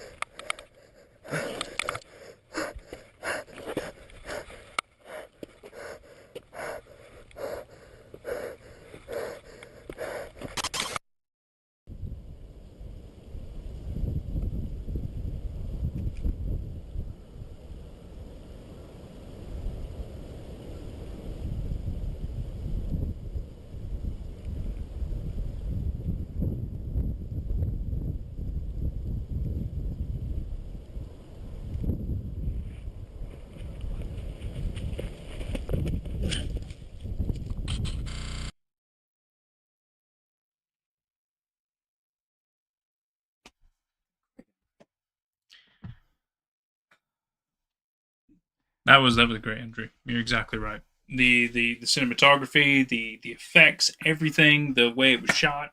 The fact they were able to pull that off in found footage, and they made it very smooth. And wasn't just like one quick, like one simple transition. Like in the horror vlog that I made with you, I was able to make it look like a door was on the wall and then it disappeared. So I was using fancy camera tricks like that, but that was just one thing. There was like 30 elaborate transitions in that entry. Yeah. It was insanely impressive and just masterfully done. But here's a question. Mm-hmm. So, Tim is chasing To the Ark. Yep. The belief is that To the Ark is the one trying to evade Tim now, believing To the Ark is going to get attacked. Yeah. As is understood. Yeah. And so To the Ark is going to fuck with him as well. Besides the fact they do the transition stuff where To the Ark is trying to escape using the little teleportation stuff that we're aware kind of exists in this world with certain characters anyway. Like, I think Tim, as Maskey, can kind of do it. We know To the Ark can do it. Obviously, Slenderman can do it. Well, the thing is, all this begins because they meet up in the hallway, and then the Slenderman appears, and they're both running from the Slenderman, but the Slenderman is the one doing it to them. Yeah, is the one is sending them to different places. So they're both kind of lost in the Slenderman's labyrinth. But while they're in there, Tim's also wanting to attack To the Ark. So here's where things get really interesting, because when it comes to Slenderman, because we know Slenderman can really like psychologically and even physically torture people, as we've seen with the excellent entry with Tim earlier on. And we also saw here like Jay's dead body was being kept around just to torture Tim. Which that part must have been Slenderman, because Slenderman was the one who even took his body. Yeah. So that part is for sure Slenderman. Tim, obviously not being fully aware, sees To the Ark, then decides to go on the offensive, thinking it might have been him, or whatever the interpretation. How much of it was To the Ark? How much of it was Slenderman? I think it was all Slenderman. Because if you ask me, I think when To the Ark is running away and Tim is chasing him, and they do the quick little transitions into other little places, I think that those specific little things are To the Ark. Because then, if you remember, right at the end, when Tim attacks with the big wrench thing and knocks To the Ark down to the ground on that floor, that looked more like it was a To the Ark escape. Because To the Ark himself wasn't like randomly also still in a place that he understood. He looked like he was quite confused, hanging off a fucking ledge. Yeah. But clearly trying to escape at the same time, not thinking Tim would have followed him. I mean, look, I've seen a lot of behind-the-scenes footage about this exact entry. Like, they made like a 15-minute long thing just going over the creation of this one. Oh, awesome. And it's pretty much all focused on that exact scene, because I think like they wanted it to be a lot clearer, but they were only able to do so much with the format. But because I feel like if it was all Slenderman, there would have been a lot more of the psychological torture scenes. Like we see that. Well, you could argue like Slenderman is both torturing Tim, he's also torturing Hoodie. But we don't. Well, yeah, but then why have it be? Well, I guess in that case, then he's thinking Tim is going to attack Hoodie, so I might as well continue that while I'm kind of fucking with him a little bit. Yeah, okay. But so, like, what literally happens at to the Ark's death. They both appear on like the second or third floor of this school thing with an open window there leading out to the big room. He's dead. Well, when they first arrive there, and you can see to the Ark in the third person. Well, it's gonna be the third person, but you see him like looking around, like what? Like how did I get here? Kind of catching his bearings. It's like this was meant to be clear, but they weren't able to make it very that clear. But he's still standing there when Tim arrives, but he sees. Actually, we kind of see him. He notices the window. That's what we see, and then it cuts away. But you're supposed to. You see him climb through the window to hide from Tim because Tim's arriving. Oh, I thought he like appeared hanging there, but No. if he like deliberately chose to do that in that scene, okay, that's interesting. Yeah, and like what we do, even in the entry, we do see him notice the window and start to approach it. Yeah. But, like when they filmed it, they actually did make him climb through the window, and they choreographed the whole thing. Well, yeah. I mean, obviously, it's not like he's going to jump 10 feet Yeah. to hang off that. So yeah. Like the issue was like it all counted on Tim pointing the camera at him, and but they also had to make him go and get the wrench, so it was very complicated to do all that. Yeah, no, absolutely. Yeah, but so Hoodie was running from Tim. Yeah, no, I agree, which is why I think, because, I mean, I suppose it's not confirmed that Hoodie could perhaps teleport. We know Masky can, in the right circumstances, because he did that in the house, for example, with the certain doorways. He can, like, basically move around in a teleporting kind of fashion. Like I would argue in that case, like that was still the Slenderman doing it. The Slenderman made these doors lead to the wrong places. Masky was in the house, so he was like, Jay also teleported. He went through doors and wound up somewhere else. Of course. But yet again, I don't think Slenderman's actively being like, that door now teleports, that door now teleports. I think it like stays a certain way, but yet again, there's a sequence to it, right? Yeah. In which case, Masky learned the sequence, whereas Jay did not, right? Yeah. But in this situation, because I don't think Slenderman could be like, oh, hey, these doors teleport. Because half of the time they're running down like hallways and going into random bits and stuff. And that's the part for me where I'm like, I feel like to the Ark probably, because sometimes we'll see him in a spot and all of a sudden he's fucking gone, right? Yeah. And I feel like he maybe has a level of a teleport, maybe not as great as Slenderman, but maybe that's a part of his thing as to why he's always able to get away, because he's always able to get away. And I want to point out that the specific house, the teleporting house, Yeah. whoever lives in that house has got to get used to teleporting. Well, it was Brian's house. It was Brian's house. Yeah. Oh, that's a great point. And we're In which case, yeah, I mean, for 84. Brian would absolutely know how to teleport around. Yeah, would that mean that he can then teleport himself? I don't know. I think it's an offhand thing of the Slendy thing. I don't know. I could be wrong. It could all completely be Slendy, which also totally makes sense. Yeah. I just thought that maybe To the Ark had a level of a power that he was able to abuse, which is why he's always been able to get away, because otherwise they would have caught him ages ago. Yes, I recommend we watch 84. Then we can talk more. It'll be a lot easier to talk about things. No, that's totally fair. We will catch up with you guys in a little bit. Don't worry. We're having all kinds of fun as well. We're going to watch 84. Then I'm going to pee. We're all going to have good, fun discussions about big reveals and cool shit. Yeah. 84.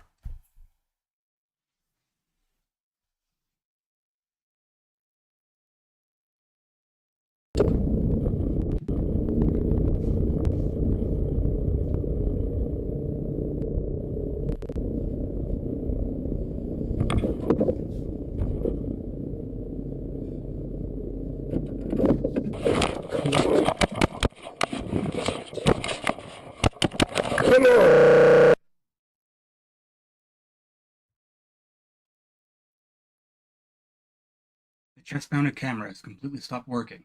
No. We've got to use Jay's camera. Need better audio. I'll have to use Jay's camera from now on. Keeping Jay alive in some way. Yeah, beautiful.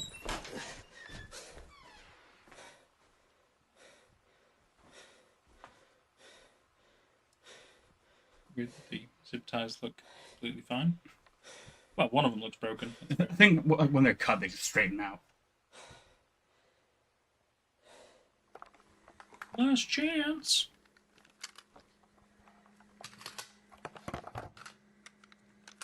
We're gonna watch the tape.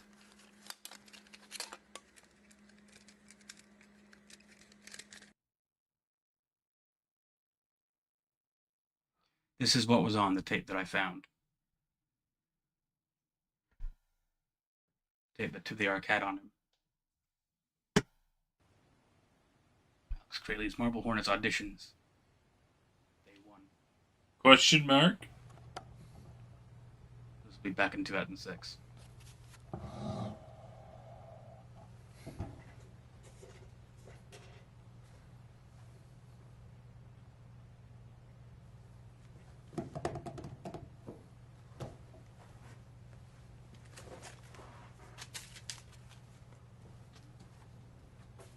I had a shirt like that.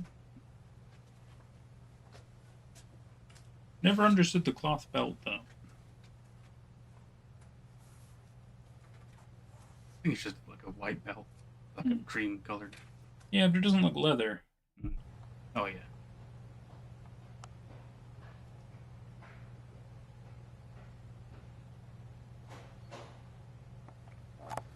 Nobody showed up to the audition.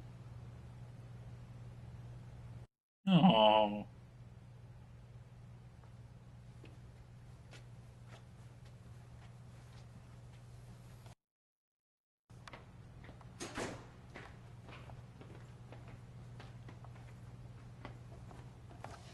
Hey.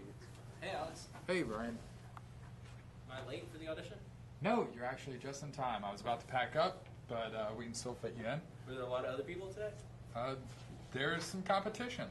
If you just want to grab a script off the top there and have a seat. Right here? Yep. Right. Man, it is cold outside today. So just scoot on up to the table there. Right here? Yep. And say your name to the camera. I'm Brian. Full name? That is my full name. Well, I know who you are, so. So I'm going to be reading the other characters' lines to you. You are, oddly enough, going to be reading for the character of Brian. Oh, wow, really? That's like the one thing I am good at. So what I want you to do is don't overthink it too much. Just what I want is gut emotional reactions. You know what I mean? Just feel your way through it. Does that make sense? Yes. Okay, so we're just going to start at the top of the next page over Okay. there. Right here?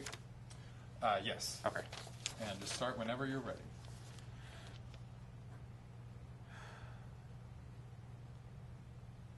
It's just not the same as it used to be. We were young. We were so happy. I felt like she was my little secret.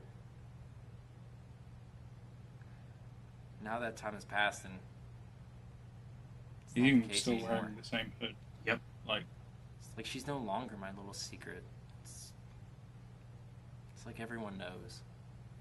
Maybe she never was to begin with. Maybe what you really believed in I'll was keep a you lie. my dirty Yeah, but little it felt secrets. so real back then.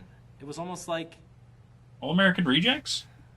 it's like for a while there, I truly believed in magic. There's still magic in this world, Brian. You just have to look in the right place. Well, wherever it is, it's not here. Not anymore, at least. Great. That was really good. Yeah, thanks. Hey, did you write this? I did. Oh, wow. Good job, dude. Thank you. Yeah, man. So, just on your way out, if you would write your name and email address on that little pad over there. Okay, dude. And if you get the part, I will be sure to let you know. Okay. Hey, you ready to go? Yeah. Who's that? That's my buddy Tim. We were just gonna go get dinner after this. Does he want to try out? I don't really know if that's his thing, you know? Ask him. See if he wants to audition. Okay. Hey, Tim, you wanna try out? No, I don't think so. I don't really. Come on, man. It's easy. Hey, Tim, you got If the I can part. do it, you can do it. Come on. Okay. Great. Just have a seat there, Tim. Here, you can use that script there. I'm going to have you read for a different character, if that's okay. No sideburns. Through him. I don't have a name for him yet, but he's Brian, the main character Brian, not that Brian's best friend.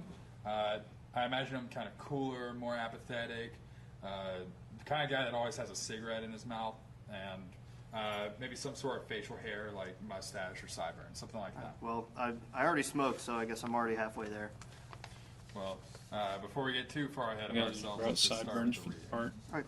and just kept them. So, Yeah, just right That's there fine. where. Here, let me adjust this So we just realized this. Right where it says friend. So yeah, and he's like, actually, I'm really fucking confused. Yep. So and- pay right there. That subtitle Yes, was wrong. you It said, can right, read through it a couple it said times. right where it says Fred, but the actual line is right where it says friend.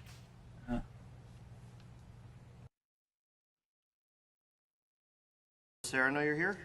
No, and I don't want her to find out. You're gonna have to face it sooner or later. No, I really don't. Are you sure? Because that's Actually, not... you know, we can cut right there. I've heard enough. That was fine. Okay. Thank you. And if you would just put your name under Brian's over there, I will be in touch with you guys soon. Hey, Alex, we're gonna go get dinner after this. Do you want to join? No, I'm fine. You know, I gotta pack up all this stuff. I don't know how long that's gonna take. I mean, we can wait. Might take like a You couple of guys go ahead. I hours, don't pack wanna up the one hold you up. camera. I have auditions to go through. I found this one place where, thank you, where I wanted to get some test footage, maybe some B-roll stuff, because, you know, you never get too early of a start on this kind of thing. B-roll All right, for man. sure. Sounds good. Take it easy, Alex. You too. All right. Nice to meet you. Likewise.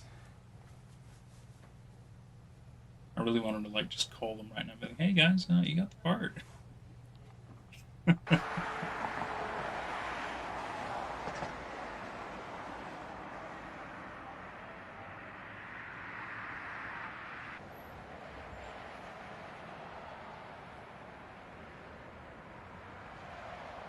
Ooh.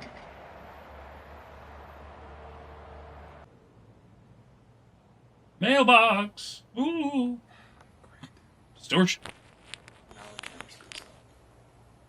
Distortion.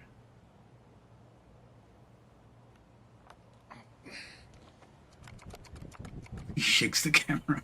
Yeah, if you don't know what tech is, I get it, you know.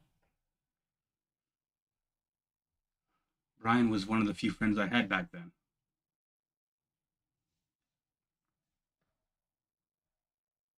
He was wearing that same hoodie that day during the audition. What a reveal. I had no way of knowing it was Brian who fell from that window. I'm not sure what I would have done if I had known that beforehand.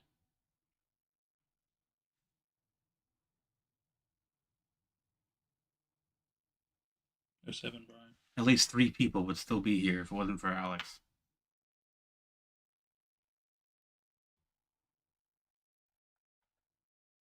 I know he's watching this. He's a top fan. I'll be waiting here. Meet me in the comments section, bitch. Yeah. So that's how Marble Hornets chooses to reveal. Like it's meant to be an open secret if you're paying attention, or like paying even a little bit of attention. but I like that they even in the end they don't have a dramatic thing where they unmask him and see Brian's face. They just It's like a subtle reveal, even Yeah. though, like you said, it's not like it's been a big secret the entire time, except apparently to the cast of the show. yeah they reveal it in a low key way. They just kind of let it happen in a quiet little scene. Almost sad, right? Yeah. Like No, it is tragic sad. in the kind of way when It you is really sad, see yeah. it and you're like, wow, that's actually, you know, it really is kind of sad and touching in a weird way. And I guess it kind of also tries to emphasize the fact that Brian's not the most, even though he's clearly a friendly guy, he's not like the most socially out there dude. Like he just gets on with the people he knows, and Yeah. he has a little bit of a chat. You can tell he's not like, you know, doesn't meet a million people a day kind of a friendly dude, you know, which is a bit of a shame. And that it really kind of helps sell to you the fact that To the Arc wants to be helpful. He wants to be this bigger figurehead in their lives, but he doesn't know how to do it because, yet again, he might not be socially that kind of a way, especially with the influence going on as well. And meanwhile, like the few friends he does have, he wants to keep. He's very good to them, and so he's that's why he's fixated on Tim, and also by extension, well, he gets to know Jay through the YouTube channel. Yeah. And that's No, why- exactly, and like we were thinking, I mean, he's a part of the story. He's put himself there as well, but he is a part of the story. You know, obviously makes little jabs and stuff about his role in it and everything like that, and the third blind mouse and stuff. But Yeah. ultimately, he's a main character in the story, even if he's like an off-brand, weird kind of a side character in a way. that doesn't make him not relevant to what's really going on in the grand picture of the situation. Yeah, and it also goes to show, like, Brian was a pretty normal kind of person, but like when you look at to the arc, like, look at what happens when the Slenderman gets to you. Like, it can get you in many ways, but one of those ways is it turns you into to the arc, into somebody who can't speak or doesn't speak. Yeah, it affects you in a way that you may not understand completely. I mean, in some cases, it gives you an entire different personality. I mean, Masky is the best representation of that. I feel like with Hoodie, it's not a full-on change, right? But with Masky, it is like a completely different person. Yeah. And Alex as well, but Alex is further down the influence rabbit hole. Is why that's obviously so different. Well, first off, Ellie, welcome. Good to see you here. Well, he made it. I'm going to go ahead and pee. If you want to swap chairs, we could do that as well. I'll let you hang out with the chat for a little bit. I'll be back in like a minute or two. Yep. I'll go in that chair. Yeah. Jesus. Figure we'll swap you around so you look more comfortable. Oh. Hi there, everybody. That's what we got here. I'm going to read from the top of this page. Eric, when is the marriage coming soon? Chaos Smith, Tim kind of babyface looking without them. Oh, he cute, got those Italian-American vibes, Who, Tim? Like, Eric, yeah, but when is the marriage coming? Goofy Nerdfish, my favorite of the proxies is Tiki Toby. I wish dude was in the Marble Hornets universe. Judah, I don't think I can marry a fictional character, Eric, and my IRL fiance wouldn't approve. King Goomba, I love the Italian-American look of him. Hey, take it easy. King Goomba, lol. King Goomba, catch me outside, how about that? So since Brian's dead, it's like Hoodie a death corpse. He's too, like, methodized to be unconscious, right?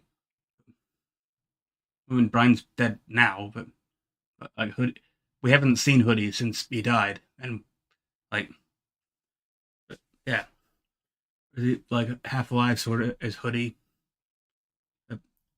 King Goomba, I think half alive.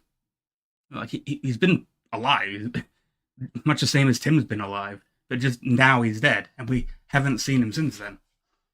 But Eric, I remember that one time when I bashed myself in the head with my pillow thinking I would get money when I was young. King Goomba, lol. Been stuck, how are you? Goofy Nerdfish 12, hello. Eric, my account was also made because I wanted to unlock Mope coins and unlock animal skins in a website game called Mope.io. That's about animals. Kind of like an animal agar. IO.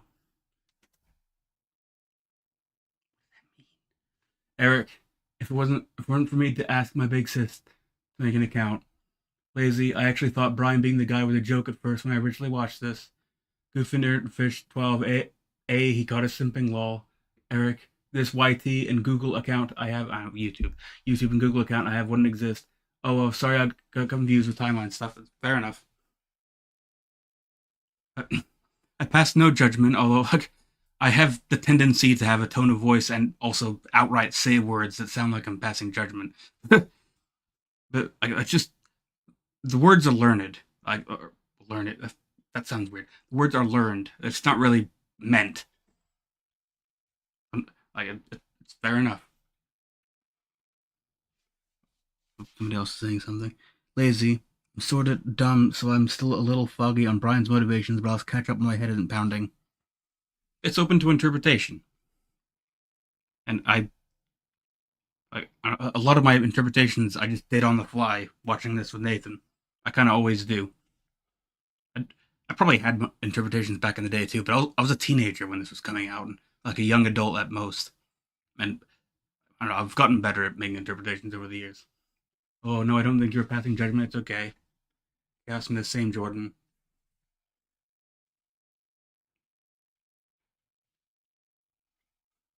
Kind of here now. I do the same old streamer joke that I've made twice now. Give me a pog in chat if you like Marble Hornets. How about give me a pog in chat if you like Nathan? I should have given that a thumbs up too, but Pog, yeah, there we go. I thought a middle finger would have been funnier. Got some pogs now. Pogs! Pog champs. I think if Jordan were to actually narrate a Twitter story, it would be good. I mean, probably. I'm a pretty good narrator. But they can be quite long. I I You've can disappeared again. How do you Another keep one. disappearing? How is But- he full of this magic? But the thing is, like, while I'm not very, while I'm like not actually judgmental of people, I'm very judgmental of stories because I write stories as well, and especially as a teenager, I wrote horror stories for the internet. I was in a community of horror writers, and which started out as Slenderman stuff, and I got exposed to so many awfully written stories. Like, There are a lot of bad ones. yeah, but Jordan's an excellent narrator. I don't know what Pog is, but Pog is what you feel. You don't have to know it. Pog for 10. Pog is my dude, Jordan. Yes, a whole rabbit hole of its own. Pog. Yeah. Trying to. Mostly, it's been narrating chat. That's okay. Yeah, it's half the battle, really. Yeah, I'm trying to think if there's anything to discuss. Well, we can go over like Brian's motivations. Like now that we know it's Brian, we can basically confirm the stuff we were saying about To the Ark, or at least I guess like look. Whenever I say that To the Ark is, I would insist that To the Ark is a good guy. It's probably because I already knew that he was Brian. But also, like when I was watching this series at the time, I just assumed it was Brian, and I would interpret it that way. Yeah, I mean, it does feel pretty obvious after a point, right? Yeah, but so To the Ark was a good guy. He was weird for tragic reasons. But then, what's the arc? That's still a big mystery that hasn't really been further explained in this, and yet Brian And the thing is, like, knows. the thing is, it's actually kind of a big deal as well. But like, it's up to the comic to tell. Mm-hmm. But So not even in this video series will we know. No, although we have seen it twice now. Actually, I've got to be specific with my words. We haven't seen it, but we've been there twice. Oh. So it is a place. Yes. Would you say it's a building or more like an abstract construct? Kind of like. Is it a bit of both? I Like guess. it's a thing that is built But- by people, but it's more than just that. Yeah, because like I feel like one can assume from what I'm saying that it's the Slenderman's labyrinth. I want to clarify, it's not the Slenderman's labyrinth, but we have been there.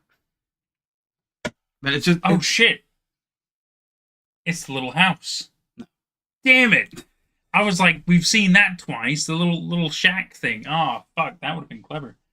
Okay. I mean, we could obviously keep playing guessing games, but that's there's more things to do, isn't there? Let's see. Stream that lasts for hours. Only 11 people watching. Why not 100 or so? This type of watch it discuss stream serves to have a lot of people watching.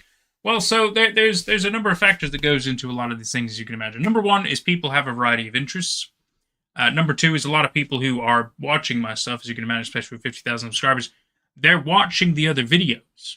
Yeah. And while they're watching those things, they can't watch this at the same time. So, and then there's also the people who don't know what the fuck this is. There's a lot of reasons why. Some live streams are quite big. They do get like well over 50 people. It's happened rarely, but it has happened. And especially with the after fact, like I'll still get hundreds of views afterwards, after it's gone live.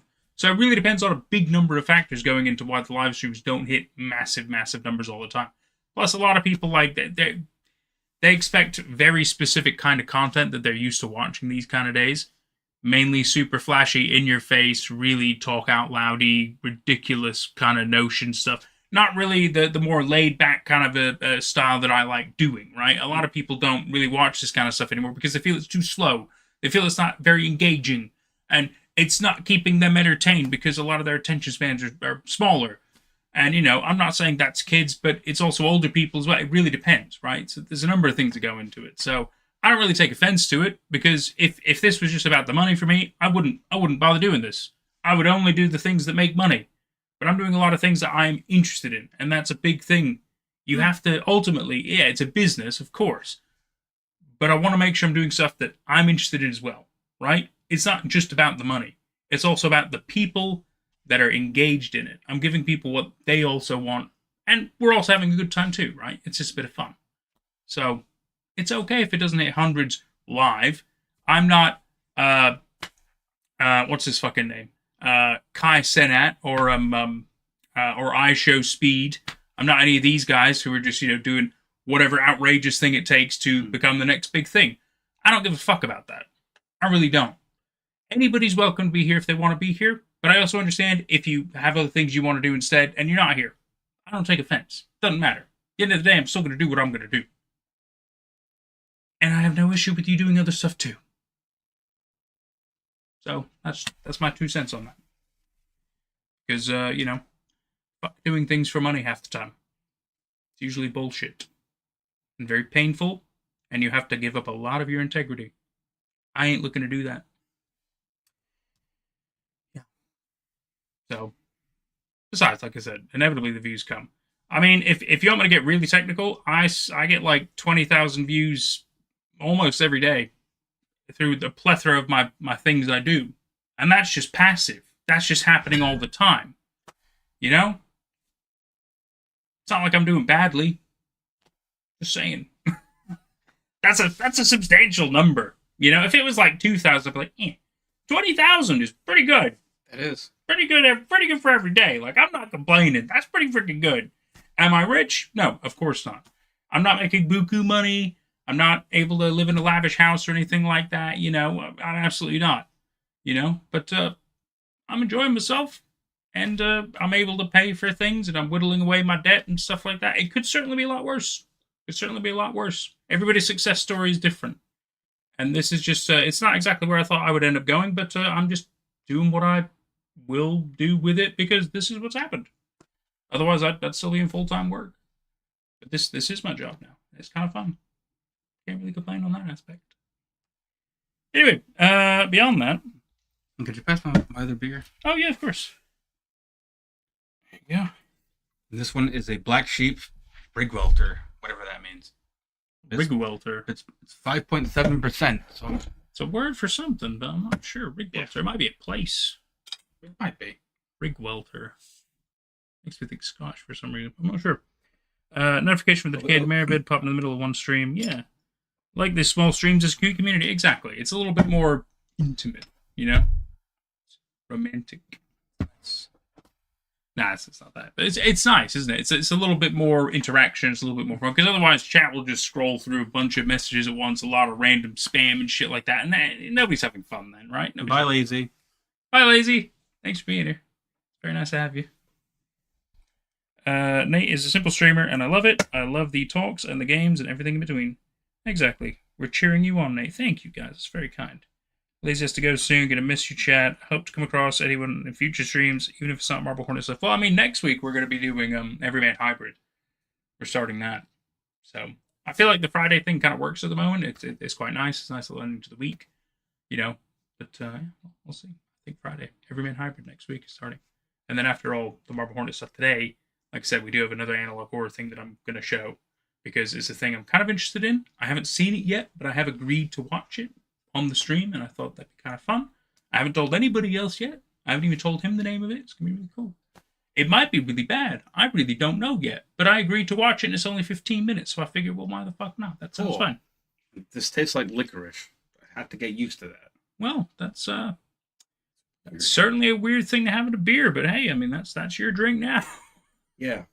Yeah, you live and you learn, Some people love licorice, and some people don't, and I know I don't. I like licorice, but not in a beer. Yeah, and a beer does sound weird. I'm not going to lie to you about that. Jordan's Nightmares EMH starts next week. Oh, it might not be his nightmares. We don't know yet. All right, it might become one. I'm positive that I'll just find it to be at worst mediocre. Yeah, which is, it's fine because we'll just probably bitch and moan about it, which is also entertaining, right? But I think I will find things to like about it. Yeah, I'm sure we will. I'm sure it'll be fun. Feels like a friend hangout. Exactly, Chaos. It's just nice, isn't it? It's just nice. Goofy says, I like small streams because it feels like hanging out with just a bunch of friends after a long day. Quite right. Quite right. I'm glad we're all on the same page here. We're on the same page. Uo says, I've been coming for maybe 3 or 4 streams now. I've enjoyed getting to know everyone here. It's a nice hangout and a good part of my week. Well, we're really happy to have you, Uo. You're a wonderful part of this this little family we got going at the moment. I've been coming here for about 5 streams, 6 streams. They only beat you by 1 or 2, exactly. I started coming here with Marble Hornets because Nathan asked me to be on No, here. exactly. And I needed an expert, and I knew he knew way more about I mean, I know a little bit about it, of course, but I know I was like, he knows all this shit. He was the one trying to get me into it in the first place back in the day, and I did not give it the time of the day, if I'm honest, which was wrong. You'd never judge a book by its cover right away. I didn't know how cool this was actually going to be, but it's really funny how it's all come full circle. And look at us now. Look at us now. I'm the one inviting him to watch Marble Hornets on a live stream. Isn't that fucking funny? I think it's kind of funny. He says, yeah, Nate and Jordan are pretty much simple and calm people. These two care about their fans despite other streams that poop out repetitive sprunky content farms or those say noob equal banned streams. They're very common. Yes, they are. Yes, they are. Yeah, those places get real weird. Real weird. That's why I don't watch a lot of live streams these days. It's not the same. Really not the same. Hope it's a bit more fun to watch with a group. Well, we love talking and hang out. Exactly. We're all having a good time. So, we still have a little bit more Marble Hornets finish. It's only 3 entries, I think. We're almost at the end. We've now got it confirmed that Brian is Hoodie. Yep. We still don't know what the arc is. Yeah. It's been hinted at a few times. Jordan's obviously dropped it as well. Well, not the actual thing, but the fact that it is a thing. I thought it was just a mystery, silly thing of a name, but I was completely wrong. It's going to be very interesting to find out, which we won't in this video series, but we might end up discussing it later on in future, maybe even at the end of the stream, depending on I've still got to send an email to Troy anyway, find out if we can record the comic stuff, but we'll try to keep you updated on that in these live streams and stuff like that. Because yet again, we might not get permission, in which case we can talk about it, but we can't cover them. Yeah, if that's the case, I will just say what the arc is. Yeah, exactly. So it really depends. In which case, there might be a reveal for it coming another day. Yeah. Anyway, I think we're all ready for some more. Yeah. Perhaps even the endings. There's only three of them left. Only a few left, boys and girls. Entry number 85. Yeah.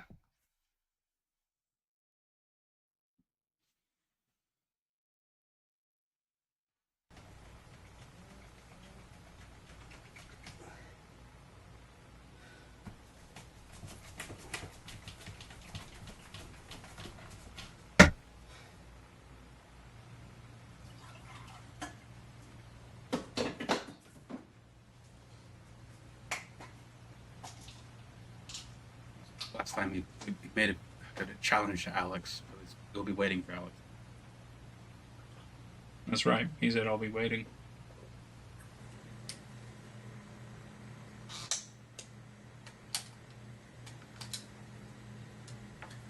Yeah, fix your GoPro.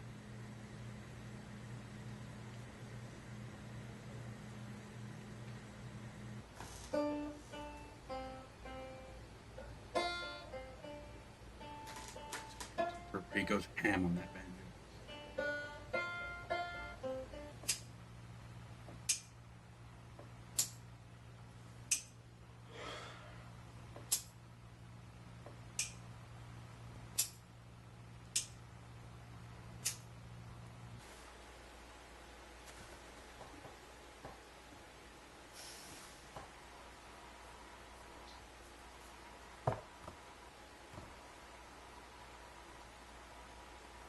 I don't know what I thought was going to happen, but I figured it would at least be something. Feels like I've been here for weeks and no threats, no sign of Alex anywhere, just nothing. Or maybe he's waiting on me to do something stupid.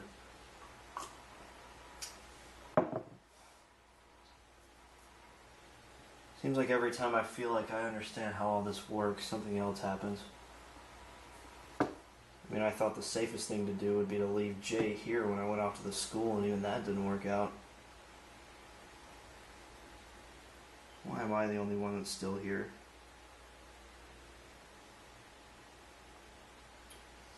I don't want to be by myself again. This has been bad enough. Thought about buying a gun the other day, but I'm glad I didn't. I wouldn't trust myself around one of those anyway.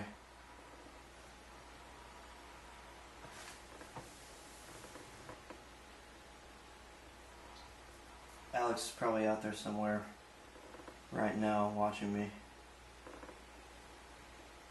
Him waiting on me, me waiting on him.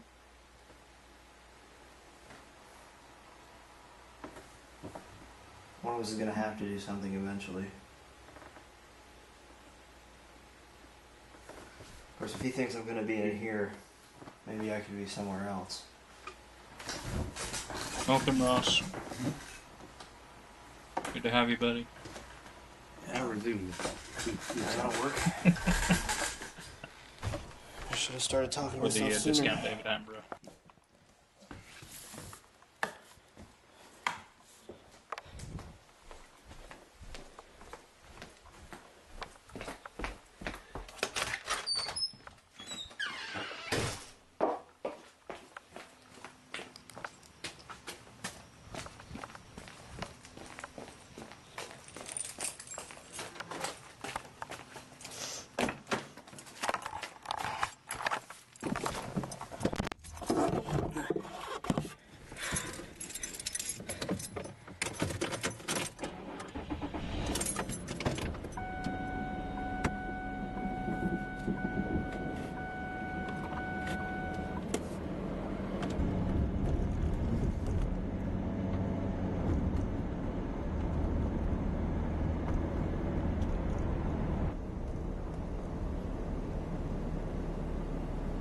I decided to watch my house from down the road. That way, if Alex did show up, there would be less of a chance he'd catch me off guard. But you took your car with you. Yeah. What if he sees your car is not at home, but down the road?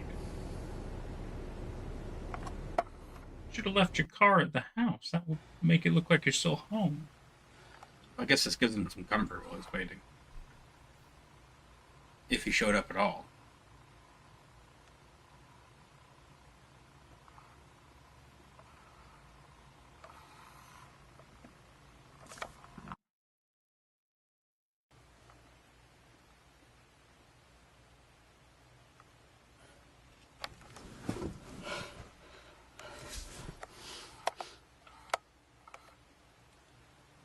I think that was finding Alex, a burglar.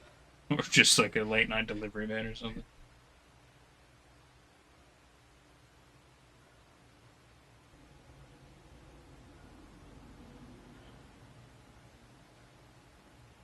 Inside the house.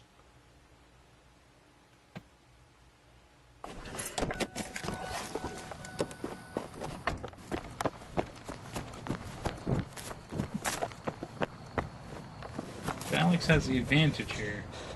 He's inside the house. You could lock the doors and windows. You don't have a gun. Yeah, but if Tim was inside, then Alex would have had the advantage. More articulate. No, I guess it really depends. Stop playing games. Come out. This is what you wanted, right? Me and you. Here I am. You can burn the place Where down. are you hiding?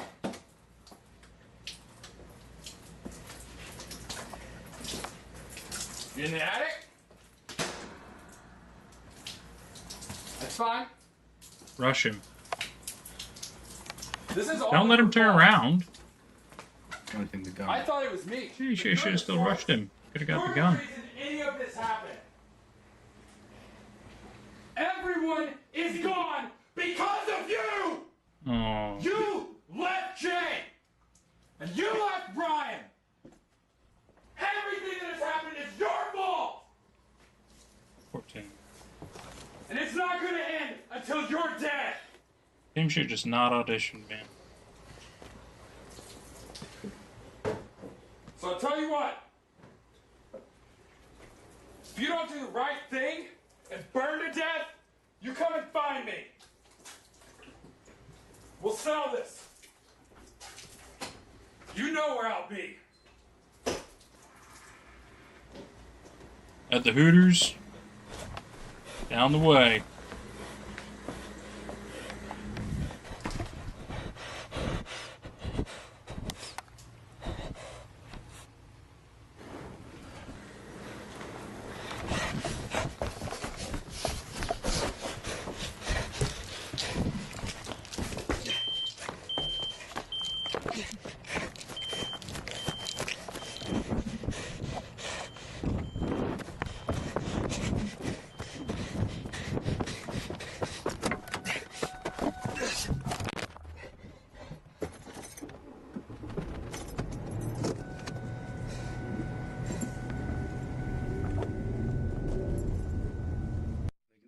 see the glow of the fire in the car as he's driving.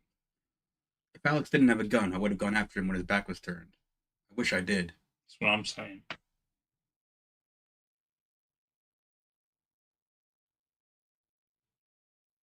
Now my home and everything in it is burned to the ground. God damn it, Alex. Why are you burning people's houses down? Alex has destroyed everything I have. I don't care what happens to me as long as he is stopped. Jerk, man. There's only one way this can end. He'll hunt me forever until it does.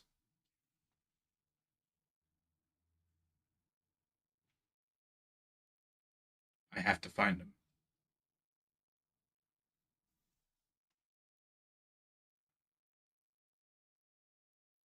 Entry 86. I like the implication that in season 1, when Jay's apartment burned down, that was actually Alex. Yeah. Definitely feels like that's his thing now.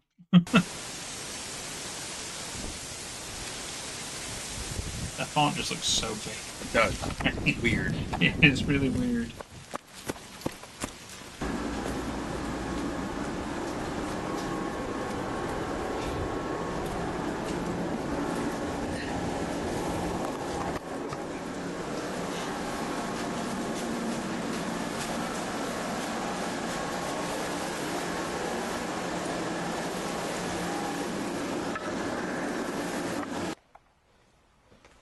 I like to think the front door was unlocked and he just didn't check. He just assumed he had to go all this way. Alright. Gotta go through the sewer again. Ugh.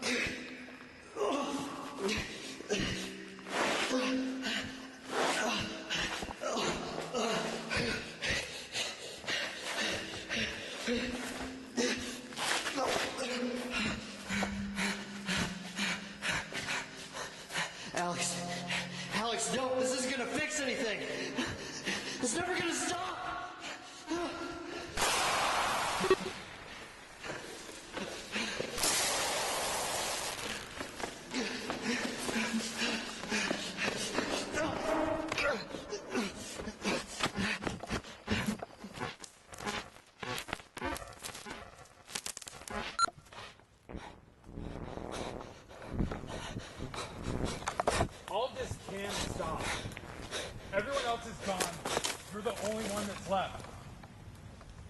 All you have to do is give up. Then I can stop this disease from spreading to them. You're the one that brought this here. You're the reason it came for us. If I hadn't have done something, it could have spread to even more people. This can finally be over.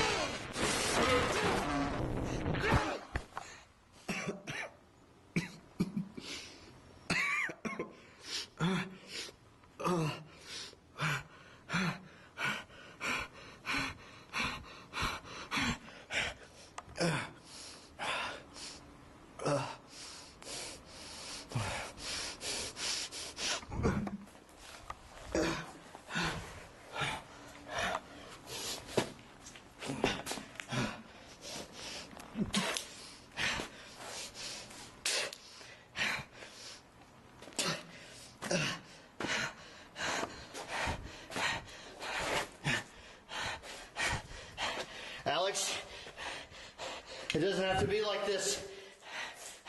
It's not protecting you, it's controlling you.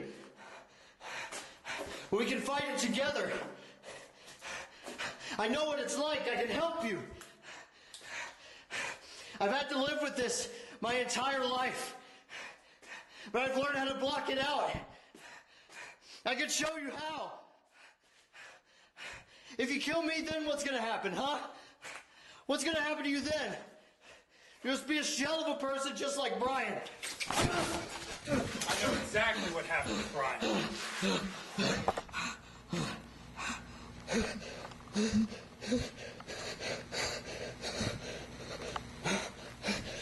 You killed him. And he died here slowly because of you. How's it feel to have one of your friends down?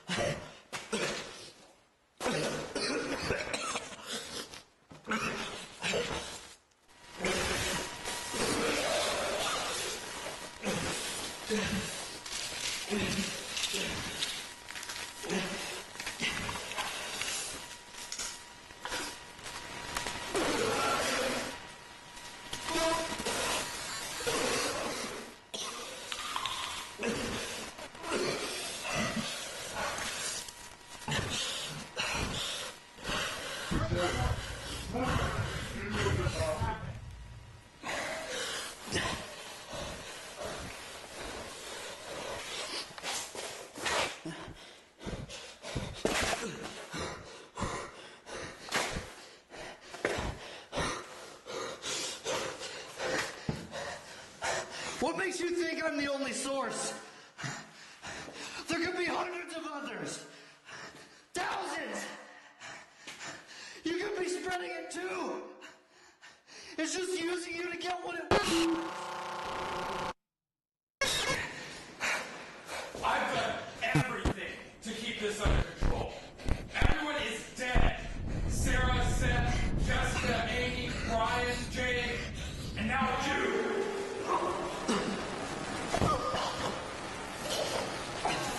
You weren't containing it. You were just feeding it. When you killed Amy, you feel like you're in control then.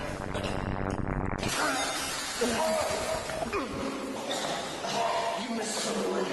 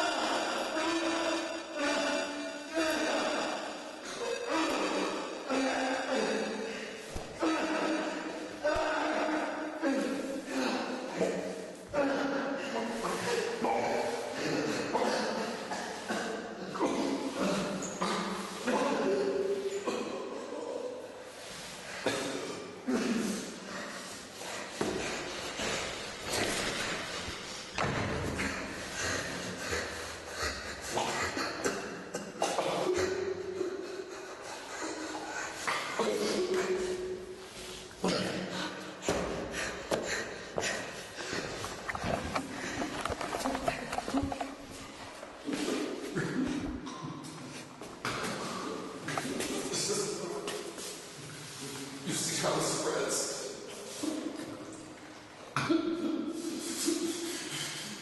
If there's someone left, you have to kill them. And yourself.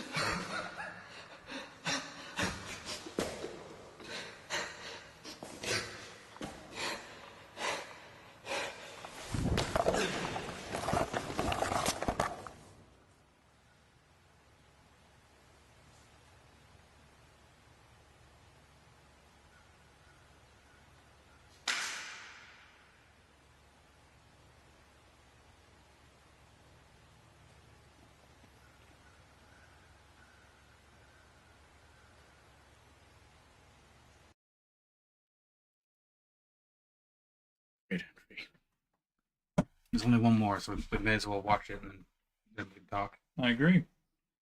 Entry 87. Final one.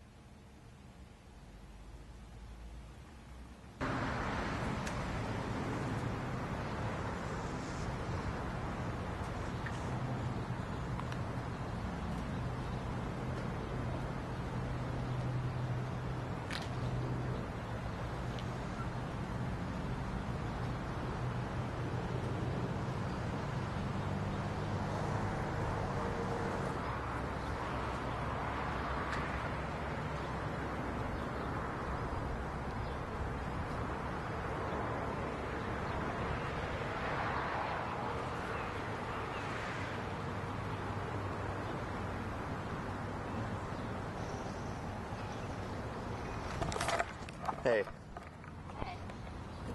You doing okay? Haven't been around in a while. Yeah, I'm fine. They got me on a new prescription, so I'm sleeping better. That's good. I mean, not great, but some. Yeah. Side effects? The ones you told me about. I wish I could tell you they went away after a while, but... It's fine. You still carrying those around everywhere? Yeah, well, this one's Jay's, but he let me have it. How is he? He moved. I think he was finally getting over all this, and he just wanted to... Start somewhere new? Yeah. I was hoping I'd get to meet him, since you said he goes here too, but... I guess the appointment time just didn't match up. Damn. It's actually kind of why I stopped by, is wanted to let you know that I'm probably going to be leaving too. What? This doctor? Just this area in general. So that's why I wanted to stop by, let you know this is probably the last time I'll be around, so. Alright. You said you are doing okay? Yeah, I'm fine. Just remember everything I told you about. Are you okay? Tim, are you trying to call somebody?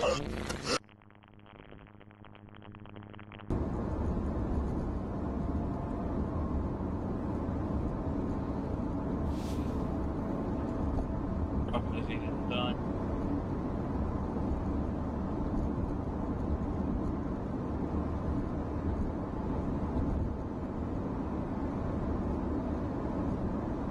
I guess neither did she.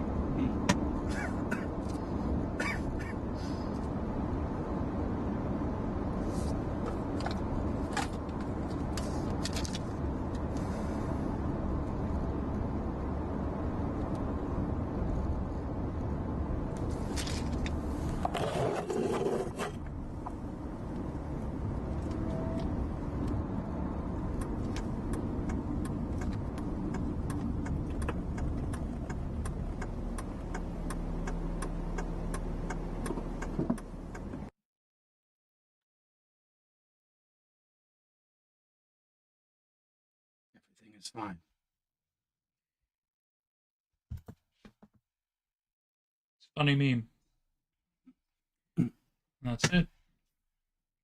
That's the end of Marble Hornets. Well, There certainly are there are things I can say. I mean, there's a lot that can be said, really. So, I think the biggest one is the fact that, great, Jessica's alive, but And that tape was faked. I think is the implication.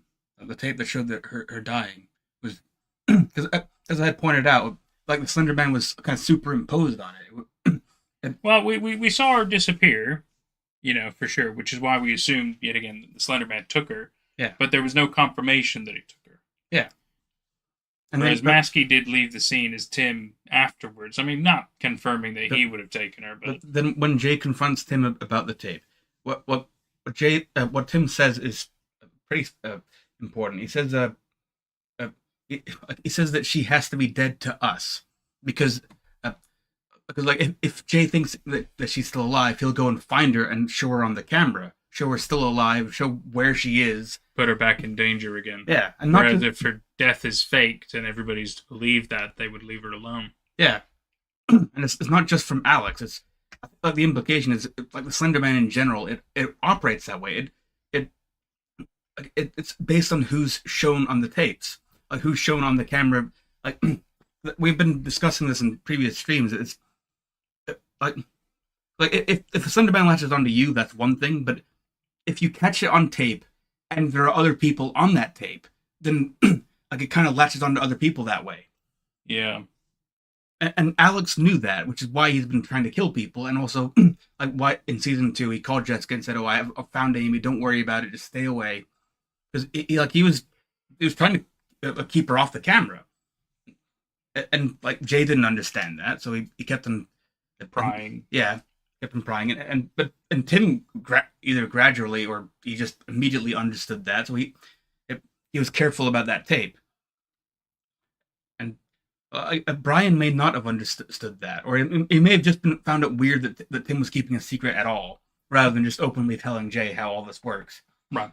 So Brian kind of coaxed the issue, or like forced the issue between them, while being a secretive person himself. Yeah, and then at the end, like Alex, he's pretty explicit that he knows that this is how it works, because he said like if there's anyone left, you have to kill them and then yourself. Yeah, and that's in response to Tim saying like you missed someone, which at first sounds like Tim's being badass. It's like I'm still alive, but really he was saying Jessica's still alive. He's saying you missed Jessica. And so Alex is like, if there's someone else alive, you got to kill them, and then yourself. That does make more sense as to why he would say that specifically. Because otherwise Alex could just say, if you're the last one, you also need to die. Yeah. Yeah, no, you have a point. You have a great point. I didn't think of it that way. I yet again just thought it was just being a badass and Alex being enigmatic and vague, but also kind of to the point. Yeah. Huh. That's really interesting. And then in the final entry, we see that Jessica's still alive. Although, actually, God, like, I've literally like just realized what the last entry was actually doing. For a long time, I understood that the last entry was being ambiguous. It kind of raises the question, like maybe Tim kills Jessica in the end, because he kind of starts coughing, and we kind of expect to see the Slenderman, and then we cut away to Tim, and he can faintly hear the sound of sirens in the background as he's driving away. It might be police sirens, it might be an ambulance siren. Right. But that could have just been weirdly coincidental. It could have been. Because for me, I think Tim is done with the killing. That's a big reason why he's throwing away the mask. It's symbolic of the fact that you've disappeared again. It's symbolic of the fact, no, you, as in you've disappeared off the screen. It's symbolic of the fact that like he is doing everything he can to move on from the horrors of the situation and leave that past life behind. A big reason why he's also choosing to move, but also making sure Jessica's going to be okay now before he does that, because yet again, it's like, otherwise the cycle is going to continue. If you leave one person to their own devices, they don't get help, they don't know what to do. Yeah. The whole Alex situation could happen again, So, like, this whole time, I was aware that the entry was doing that. It was raising this ambiguity. You could see it either way. But I've only just realized, like, it could have easily been, like, Tim intentionally making it ambiguous. Tim, the character, making it ambiguous, because he doesn't want anybody to know if Jessica's alive or not. He doesn't want them to... Plus, like, if he doesn't kill her, he wants it to look like maybe he did. So that... It's basically, it's still keeping her off the camera, essentially. So that the Slenderman doesn't continue to latch on to people or whatever. Like he's given, and plus he doesn't want anybody to know where he's going, because he shows at the crossroad, but he doesn't show which way he goes. He knows that people are watching the YouTube channel, people are watching him, and like he doesn't want people to find him. Plus, like, quite frankly, he could have just not put up an entry if that were the case. He could have just left it, like making it look like he died fighting Alex. Yeah, I mean that alone would have been a great ending. So this kind of gives it a weird epilogue in a way that kind of is like you're saying, it's kind of trying to finish certain story threads and also at the same time admit the fact that, hey, we're all moving on from this thing and we don't want you to follow us. But it still proves the fact that we're still going to give you a video to tell you that, though. Oh, like I guess like, they could have put up a video that's just text. Well, they could have. I was going to say, like, if they had left it on the last entry, it still implies that Tim's alive because he posted the video. Oh, exactly. Yeah. No, 100%. I that would have been my question. Like, if it ended there, I would have been like, well, who put up the video? Because they're all dead. Yeah. So like, this entry is just to show, like, oh, Tim's alive. So he's the one who posted the video. And yeah, because the police wouldn't put that up. If they found the bodies and all the situation, they watched tape, they wouldn't put the tape up and be like, oh, yes, we have to end this story for these guys. It's what they would have wanted. No, the police would be like, oh, fuck no, we're not putting that up. And I'll also say here, now that we're at the end, the comic, which is basically a sort of epilogue to the story, is about Jessica. It follows Jessica it's got her on the cover. I mean, that for me was how I had the confirmation that, oh, Jessica's alive. You know, I mean, I knew that anyway. I knew they were the only survivors. I remember parts of that and stuff. And so if you want to see what happens to Jessica, and if you also want to know what the arc is, and know a bit more things about To the Arc in general, like, the comic shows a lot of lore. And there's 4 issues so far. Well, there's 4 issues and also a half issue. But there's one more to come. We're gonna reach out to them, see if we're allowed to do any kind of video coverage of it, narration, story-wise, whatever.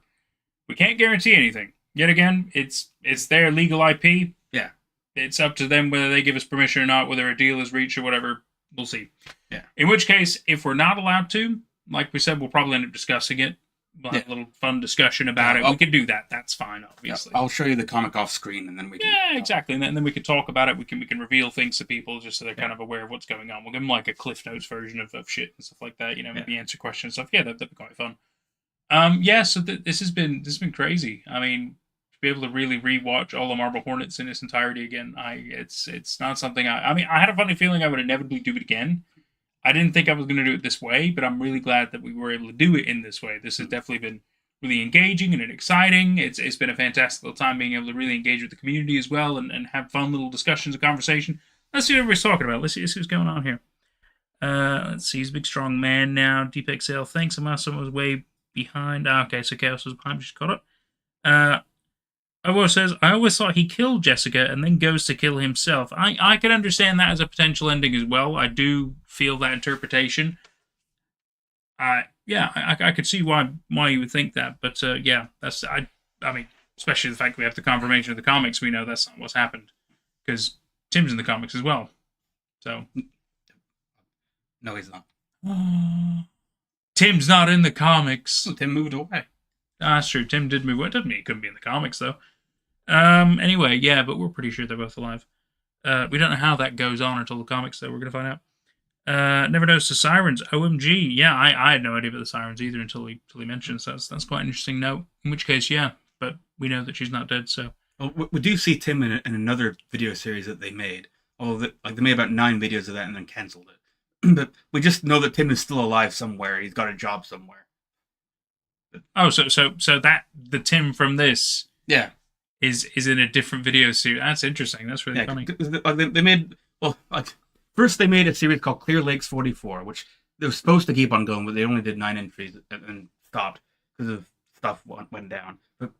And actually, I love Clear Lakes 44. I wish it had continued. But then after that, Troy is making a series called Akva on his own, which is still ongoing, although it's been a while since the last update. I don't think Akva is related to the Marble Hornets. Well, it might be in the same universe for all we know, but it's not connected to the plot from what we're seeing. Although Clear Lakes 44 had Tim in it, so that's that. Anyway, might be something we have to watch. Sounds great. Chaos says, I always took it as he set her up for success and left, though, to be honest. Yeah, that's what I think we all were agreement with. Oh, yeah, that's what I go with now, but when it finished, my initial takeaway was what he said before. Fair enough. Chaos, so you're saying the police aren't cool, basically. I mean, it depends, doesn't it? Comics are great. Oa says, I know they're big on supporting the artists, so they might not agree since it's revealing everything publicly, since they don't post anything within the comics online for free due to the cause. It's understandable. Prince Duck liked the stream. Nice. Thank you, Prince Duck. Really appreciate that. That's always good. It's always good. It's always good to hear. Thank you. Thank you so much. Goofy says no, and Owo says no. Tim's not in the comics. Yeah, as I just found out too. I knew Jessica was because I knew she was on the cover, so it kind of was a big giveaway. But there's also other people, so I don't know who they are. But that's fine. It's fine that I don't know. He knows, I don't, and that's fine. We'll get there. Chaos, doesn't Tim cameo in an unrelated creator Slender series? I'm not aware of that. I haven't heard anything about that. He might. It's something we can look into for sure. I wouldn't be too surprised if these guys end up doing other weird Slender series. I wouldn't be surprised at all. I mean, yet again, you go where your success is at the end of the day. That's always a smart call. I mean, that's a big reason why Troy is still working on these comics, because clearly, this was, 10 years ago still, but the comics are still being made, which proves, yet again, you carry on what the people want, right? You give the fans what they want. And if you have more story to tell anyway, why the fuck not, right? It reminds me of a great series that I really like. It's called Final Space. It used to be on Netflix. I don't know if it is anymore. But they did a lot of it. A lot of it is really great, awesome fucking TV show format and stuff. But the final entries of it, they didn't really have the budget, and they kind of got pulled from making it into the typical TV show they did. So they had to go with a graphic novel format instead. So I don't know if it's ended yet or not, but I do know that they had to kind of in a similar way do like graphic comic and stuff to continue on the show, which obviously, it's a bit of a shame, but at the same time, it's like, well, at least they get to finish it, compared to like, oh yeah, we just could never finish it because we didn't have the budget and we were pulled from the air and stuff. And it's a real shame because I thought it was fucking cool. I thought it was really funny and entertaining and actually a really crazy fucking world building thing. Really great. Let's see. Chaos says, there's one with a lady, I swear he cameos in. That, you gotta narrow it down further than that. I just cannot for the life of me remember, though, the name of it right now. Yeah, that's fair. That's fair. Like I said, well, we can look it into. I mean, we know his actual name. We can find his presence online pretty easily. I'm sure. Just like Troy, he has like a whole big bio thing which reveals all the stuff he's done. I mean, Troy's got an entire link tree which really kind of helps narrow it down, especially like FAQ and things like that. It's really nice. Yeah. So it definitely be possible to find these kind of things. So anybody, tell us your thoughts. Tell us your questions, your theories, your ideas about Marble Hornets. Well, how are you feeling? How's everybody feeling? I feel great, personally. I'm really glad that Tim got to be the hero he always was. Yeah. I'm also glad that we got confirmation that he has been dealing with Slenderman for a long, long time. That was a big little throwaway line that could really change the entire narrative. But when you really think about it, you're like, I mean, we knew that he'd been going to the hospital for Slenderman-related things. well, it wasn't confirmed that it was Slender Man that was the one doing it.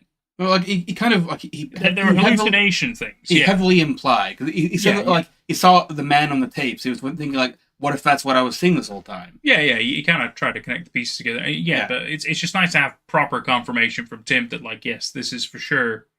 And I guess in that case, it is sadly Tim's. I suppose not exactly his fault, really, though, because you're talking about a fucking eldritch being. Nobody controls that shit, but it just attached itself to him for such a long time, and then from there got caught in the camera, and that's what began this entire insane fiasco of Marble Hornets. And it would have been so different if Tim had not auditioned. But then he would have still been stuck with Slenderman probably for the rest of his life anyway. So if anything, it's a bittersweet ending, Yeah. Well, it's a good narrative for a horror series. It's kind of a classic kind of a monster story. Like if it's not a perfect ending. You go up against the Eldritch, and the best you can hope for is that you get out of there and you don't put anybody else in danger. Yeah, and that even any of you survive, Yeah. Or that some of you are even remotely the same. I mean, a lot of them, especially with eldritch beings, like their forms might change, their minds might change. So many different things. You might be trapped in an entirely different dimension. There's so many horrors that can happen when you're dealing with an eldritch being. It's so true. You just don't know. Some of them get turned to fish people. I mean, that's one of my favorite ones. Just horrific that some people just get turned to fishermen and they worship a fish god. But hey, let's not get too bogged down into eldritch god conversation. But it's exactly a great point. It's very true. It could have been worse. They all could have died, and Slenderman would have continued, and that would have also been a great ending, but also the bad ending, right? Yeah. And I do I've got to note like the implication. Alex said like if anybody else is still alive, you got to kill them and then yourself. And that kind of implies that if Alex had succeeded in killing Tim and Jay, he was probably could have killed himself. Yeah, killed himself. But again, not confirmed. Yeah, he might not have. He could have been lying. Well, maybe not lying. Like I think he was telling the truth, but he might not have been telling the truth about like he was going to kill them all and then himself, right? Yeah. Because yet again, we believe he was acting for Slenderman. Because there's no way he would have been faking that entire thing. Yeah. Being under his control. I don't think that's the case. Can you imagine faking being under somebody's control and you're killing people? I don't think I could do that. Like that. No. That's too much. So. Like faking and you're aggressing people, I guess, scaring them and shit like that, stalking them. Okay, maybe, sure, but killing them, no. That there are lines, there are lines. That's too far. Let's see. Red Hat. Oh, is that the one? Chaos. Red Hat. Okay. Let me try to make a note of that. I'll tell you what. I've got a little actually have a handy dandy little thing just up here. Where all my Elden Ring deaths are listed as well. I died 273 times, if you're really curious. That's not that many. Yeah, I feel really glad about it, and I've made a little compilation video of every single death I had.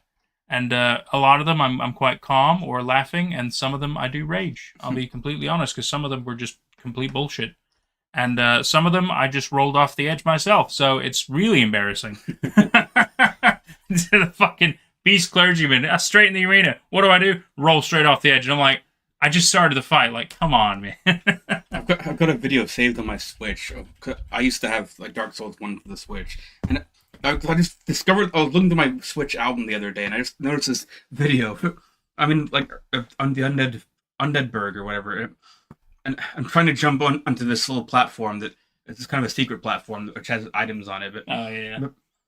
But, I miss the platform, and I don't land on the ground. I just narrowly miss the entire building, so I just fall and die. It's great. Some of the stupid deaths. Yeah, but definitely some of the best. Right, so I've made a note of Red Hat, so we'll have a look. That's really interesting. It says, honestly, the ending always leaves me feeling a bit empty, but in the best possible way. Like hollow, sort of, but it's not a negative feeling. Yeah. I think that is a great way to think. It again, it's like bittersweet, isn't it? It's not great, but it's not the worst. But you don't feel complete. You don't feel whole. Like you're not it's not that you're not satisfied, but you know, in a way, you are not satisfied, right? But like we're all in agreement. It's the best you could ask for. The fact that anybody even survived and got out, right? Oh, Mr. Lovewise, Mr. Lorewise subscribed. Wow, thank you very much, Mr. Lorewise. Very, very kind of you. Very sweet. I do love a bittersweet ending, of course. Okay, the fish one is a good reference. Personal fave, yeah. Yeah, well, I mean, Dagon. It's just hilarious. I was thinking of Shadow over Innsmouth. Oh, yeah, H.P. Lovecraft stuff, exactly. It's all related. I mean, yeah, Shadow of Innsmouth is yeah. I don't think anybody turns into a fish in Dagon. I think they're fish people. Well, yeah, they're fish people, but yet again, they worship a fish god, and that's what happens in a lot of the other stories of people who do turn to fish people is because they're worshipping the fish god, or they do too much when it comes to the Cthulhu stuff, or they eat tainted fish. Like, there's a number of reasons why some of them get transformed and shit. There's shit tons of stories HP read. It's fucking ridiculous. And so many of them people turn to fucking fish people, and it's really, really weird. After a point, you're like, he's fucking obsessed with fish, man. This is kind of weird after a point. I have read a number of Lovecraft stories, but Dagon in particular, I didn't read.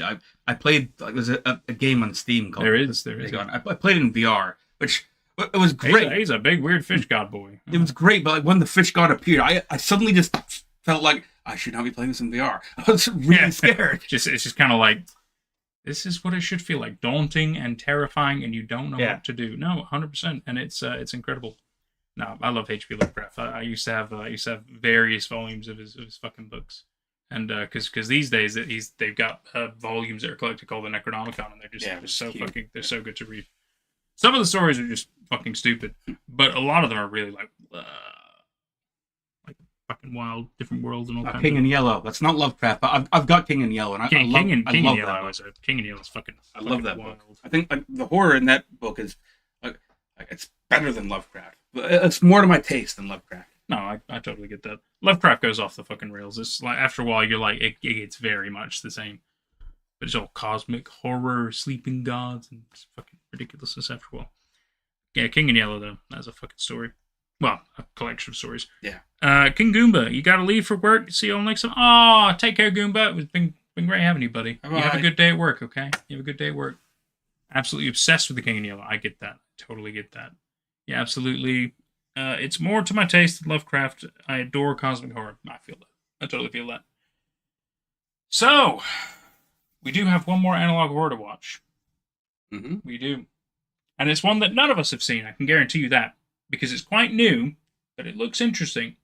I've only seen 30 seconds of it, so I don't know entirely how good it is. Mm-hmm. But I did tell the creator that we would totally watch it on stream. And it's only 15 minutes long, so I feel like we have to do it. I'm curious. Me too, actually. Me too. But yet again, it gave me the Hello Kids Show vibes. I really liked Hello Kids Show, so that's exactly why we're going to do that. Let me see, I've just got to pull it up. I luckily was smart, and I saved it on the Spooky Saturdays playlist. That is always a smart thing to do. Spooky Saturdays. It should be Mr. Simon Tapes. I have not heard of this.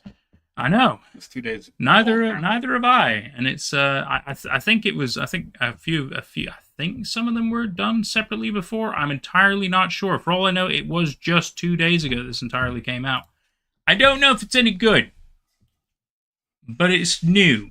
So we might as well all try and let's find out. We'll find out together, won't we? So yeah, yet again, picked this up off Reddit and it piqued my interest. And so I talked to the creator and I told him we'll watch it on the stream after Marble Hornets. So I'm a man of my fucking word.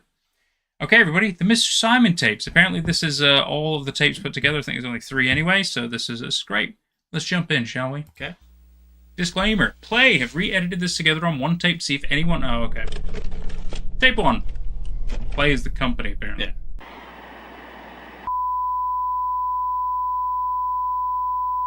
Like Amanda the Adventurer kind of vibe.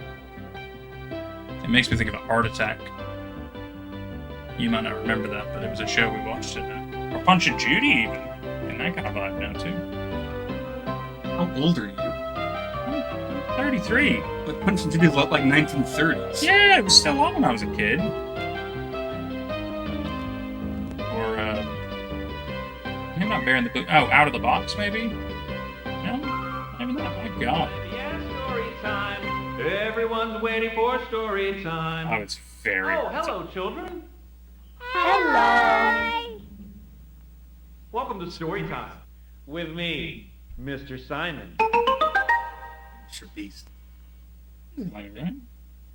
Now I know you're very excited to see all your favorite characters, like Long Sleeves and the Look-Away Bear. But boy, oh boy, do we have a story for you. Yeah. Are you excited? Yes. That's fantastic. But before we hop into this one, children, have you been obeying your parents, serving your community, and devoting yourself to one?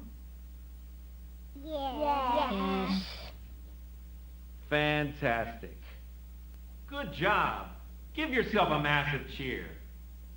Yay! And since you've been so faithful, it's now time for Story of the Week.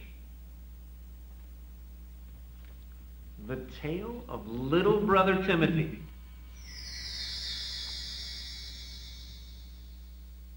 Could stand to dial it back a little bit. It's very obviously trying to be scary. Timothy can't wait for It's his trying to first be day a of kid's seminary. show. Trying to He be a puts his scary items in his thing. bag. No, this is very puts much his a pencil. kid's show from the 90s. He puts his lunch in. He puts his over jacket. And his texts. And of course, most importantly, The Watcher. that's right, kids, the Watcher. Yeah, that's on the nose. Timothy passes by several outside merchants on the way to seminary. First a bookshop, then a confectionery shop, and then a toy store.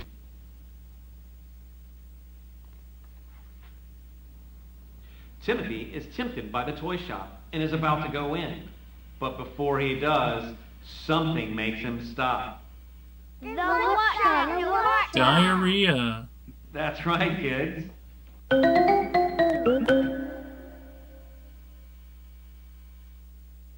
Timothy pulls the Watcher out. He remembers toys from the outside world are not permitted. What do you mean he pulls The the Watcher will not allow them. Oh. He had Now, children, I wish I could tell you that this is the point of the story, where young Timothy continued on to the seminary. But unfortunately, that is not the case. outside world or not. Sound in the background is creepy. knows all. The Watcher sees all. Nothing remains unseen from the Watcher.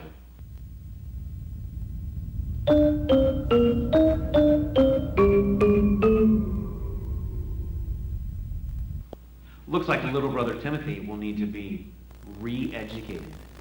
Yay! Re-education. Now, wasn't that an educational story? Read education. Tune in next week and we'll finish the tale of little brother Timothy. May he remain unseen. Bye. May he remain. Bye now. Bye, Mr. Simon. This was a short show. I guess that's tape 1. Okay. Interesting. So far, the only creepy thing is the Watcher doll.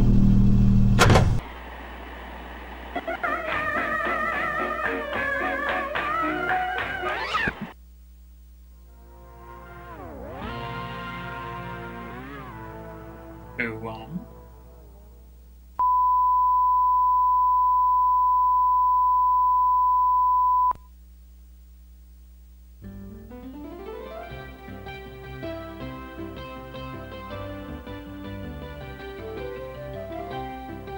I think it's more believable if they made use of these other puppets more often, rather than Yeah. just being him.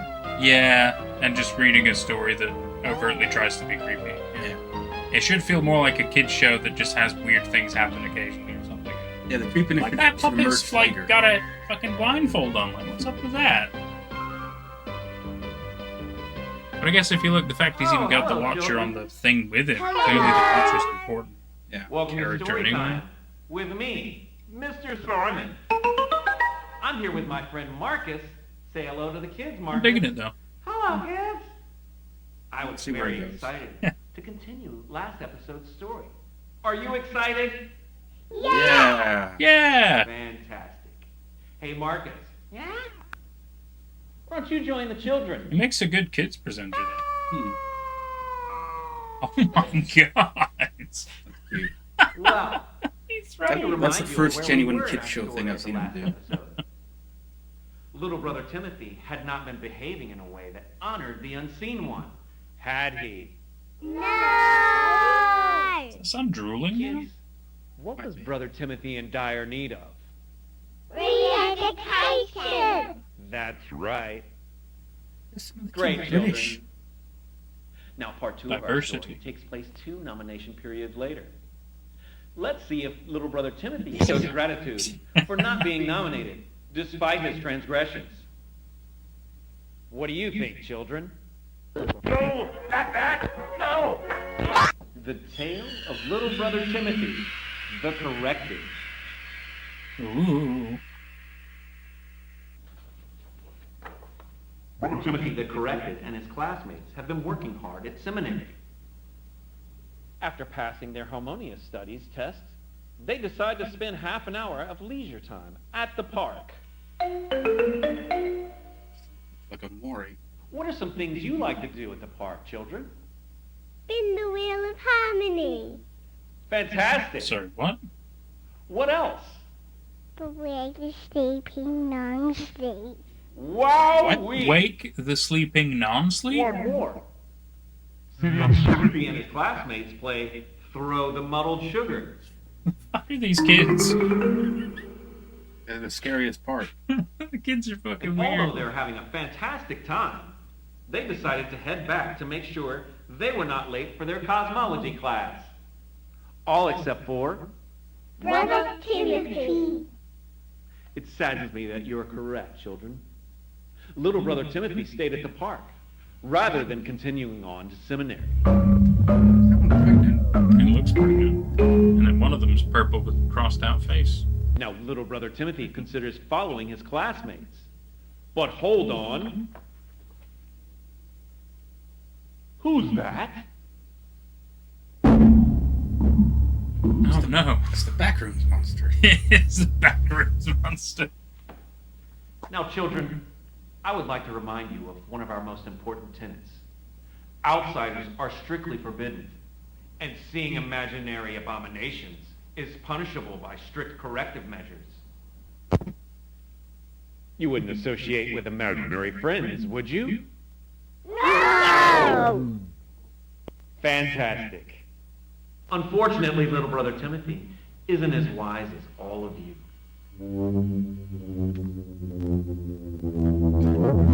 Despite many transgressions, little brother Timothy breaks another rule.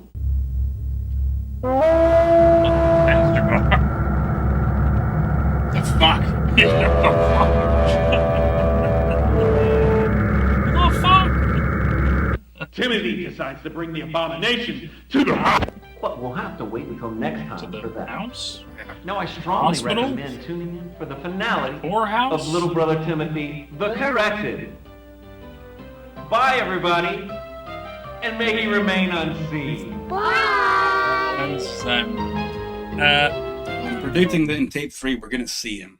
Yeah, so I think the puppet that wears the blindfold is a representation of Timothy in the book. Because the Timothy in the book has like his eyes crossed out. It's also rewind. That was actually a good ending. All just right at the last second. Zooming out, there's somebody else in the room with him. Oh yeah? Yeah. See? Oh! That was good. Yeah. I'm glad they did that. That is quite cool. It's so easy to miss, as I did until you mentioned it. They look really skinny. Because if you look here, you can like... I think that's just like image warping. I suppose it could be, or they're meant to be like creepy tall and weird. And... Yeah. That's interesting. Right, I think I remember what I was going to say. You've only got a few minutes left.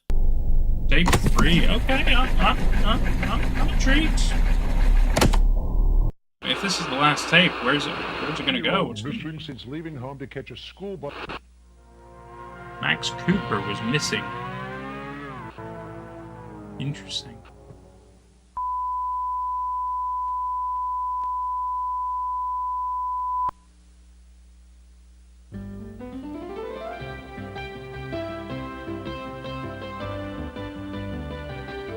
That's a policeman. That looks like maybe a mother or something.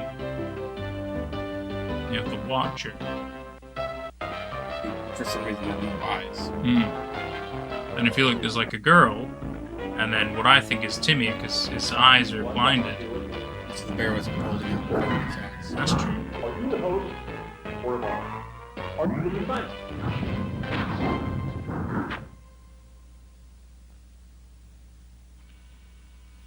Hello, brothers and sisters. Hello, Mr. Simon. Welcome to Story Time with me, Mr. Simon. Did you know that physical activity should never be underestimated? I like to be physically active at least twice a day. Okay. And did you know that those in our community who are rarely active are 3 times more likely to be nominated during the nomination period? Wowee! Anyway, we left our story at a crucial point last time, and I'm glad you're back for the finale. Are you prepared? Yes! Now, Timothy, the corrected, was playing with imaginary friends, which resulted in corrective measures. But let's continue our tale.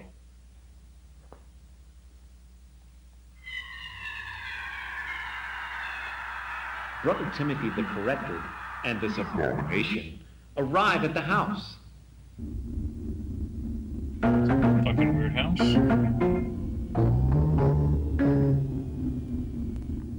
Tower. Now, children, what would you do if you were pressured by an imaginary monster to see the inside of the house? Come on, don't be shy.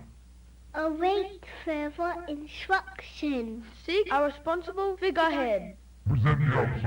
Police are now asking volunteers. Fantastic suggestion, my brothers and sisters. It appears that Brother Timothy the corrected is not as wise as all of you. In fact, he has even less wisdom than long sleeves.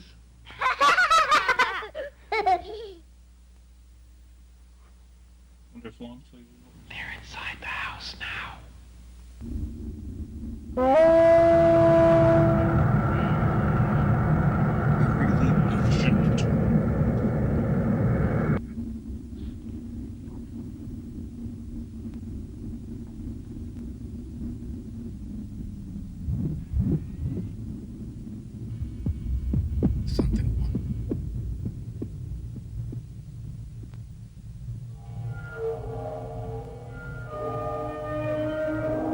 It eats the imaginary friend. Oh, Timothy.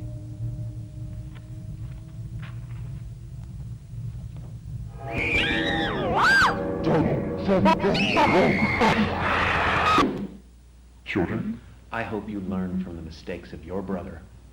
And since little brother Timothy has already been corrected, his punishments must be escalated. Now, I would like to tell you...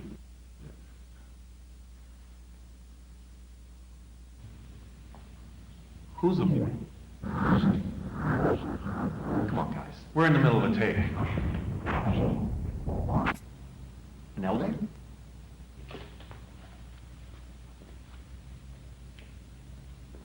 The child is not ready.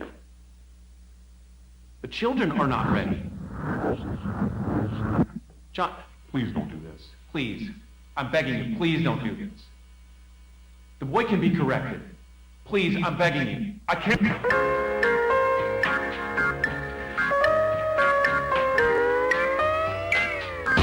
Children. At this point in Timothy's correction, there is only one suitable punishment that remains. Any guesses? Expose his eyes to... Make him see the unseen. Just make him see the unseen.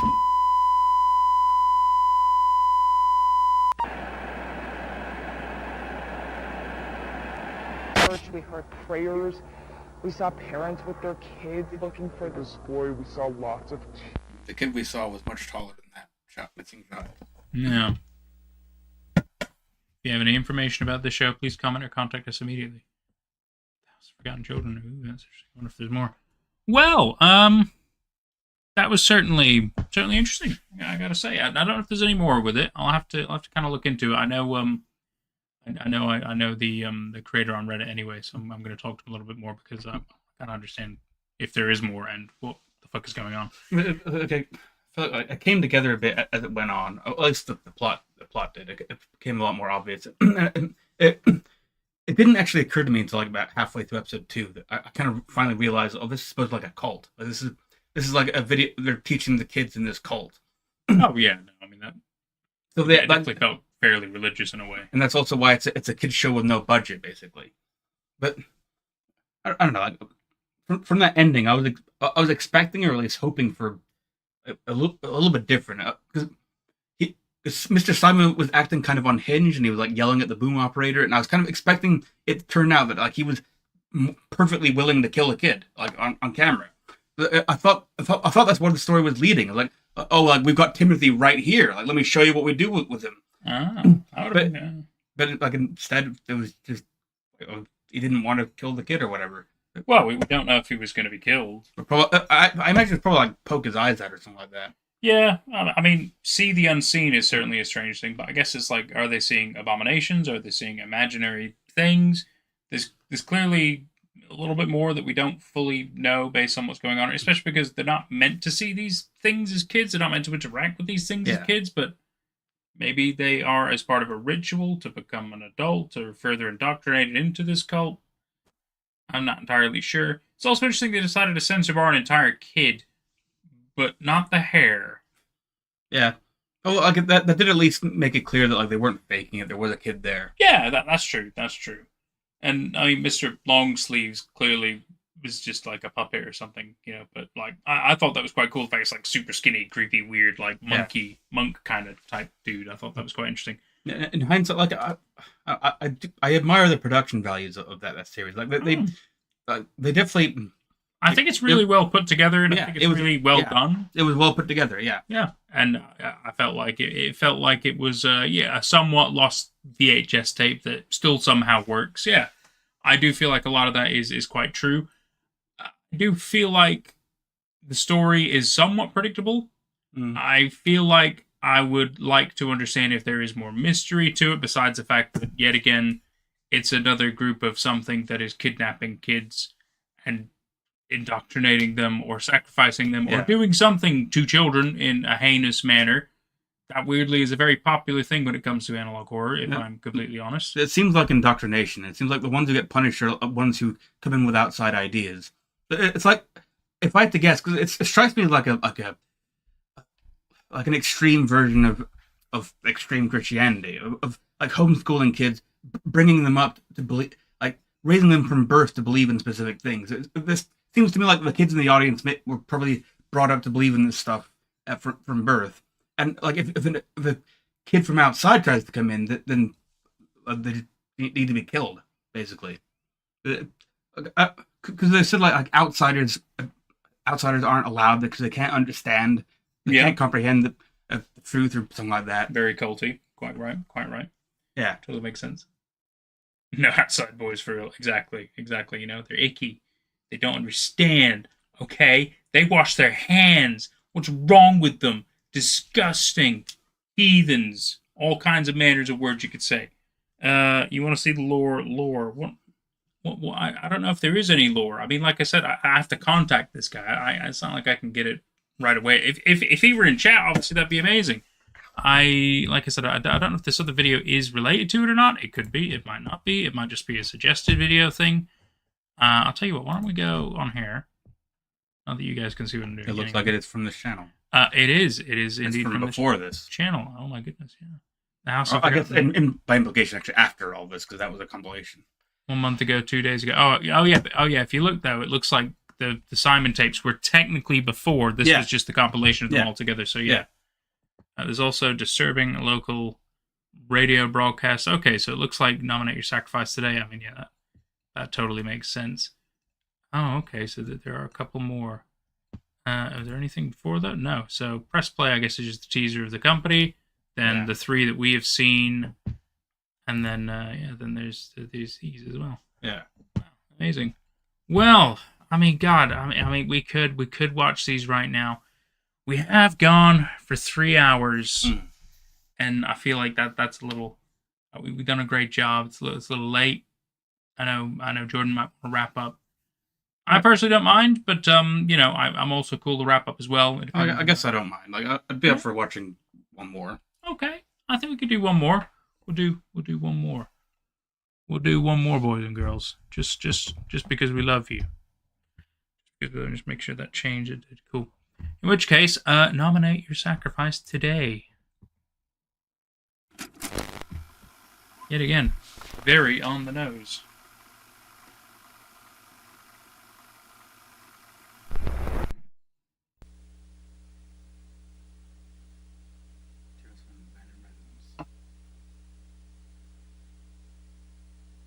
Oh, the play is investigating. It's not done by them. That's interesting. Picture turn. OHC nomination day. The nomination day was mentioned in the. Yeah, so TOHC. Oh, it's them. Department of Home Cookies. It's that time of year again. Hostile cults, baby. Oh my god, yeah, Department of Hostile Cults. That's really good. Oh, hello, fellow community members. I'm Messenger Brian, and I'm here to talk to you about something that's very important. Wow, can you believe it? It's nearly that time of year again. Don't forget to get your documentation approved before the 25th. Of what month? Need help getting the steps completed correctly? Well, you've come to the right place, because we're here to help make sure that you don't leave yourself vulnerable to any sort of troublesome outcomes on deadline day. It's now been 23 years since the original sacrifice was accepted, and I think it's safe to say we've ironed out a few of the kinks in the process. This year, we hope to make your nomination period run as smoothly as possible. Only you can fill out your documents. Firstly, Remember, only you can complete your documentation. Requesting anyone else to complete it on your behalf is a violation of Code 23, subsection 2. Code violations leave you and your family at risk of corrective measures and disappointing outcomes.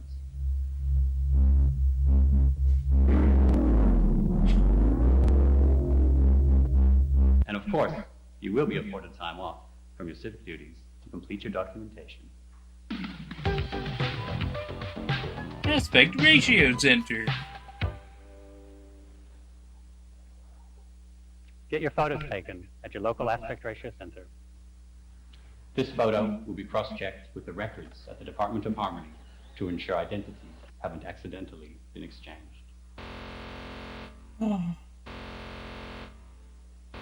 If you are found to have an exchanged identity, don't panic. You will be given guidance and time to ensure a smooth resolution. This process is covered in more detail in video B7.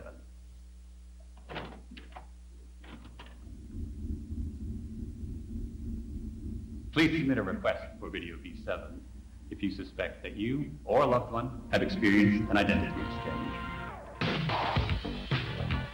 Exposed? What should you do? For any member of the community who has officially been designated as exposed, remember, this does not automatically disqualify you from the nomination period. You will still need to submit your aspect ratio photo. This photo will be reviewed by an SAD officer to determine your eligibility. It's time to nominate.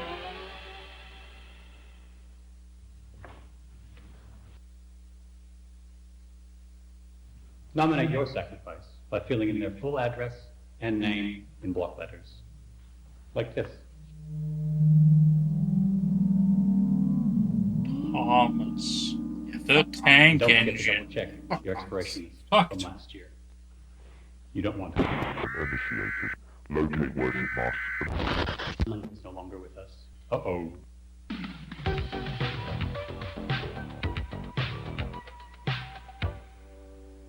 Throw your babies in the Applying air. a special dispensation this year has been made even easier for those of you wishing to curry favor With the unseen one. Simply fill in the box with the name of the child you wish to nominate. As always, this will result in an automatic selection, which we all know means All other nominations in your district will be discarded. Discarded how? If you give up your baby, everybody else will be fine.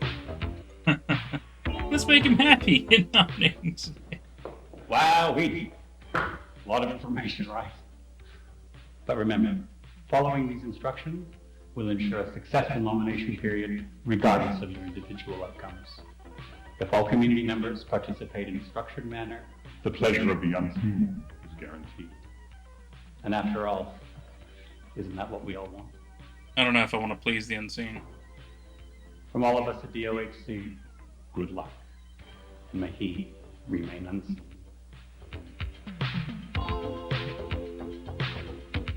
Things are coming together. I'm getting this now.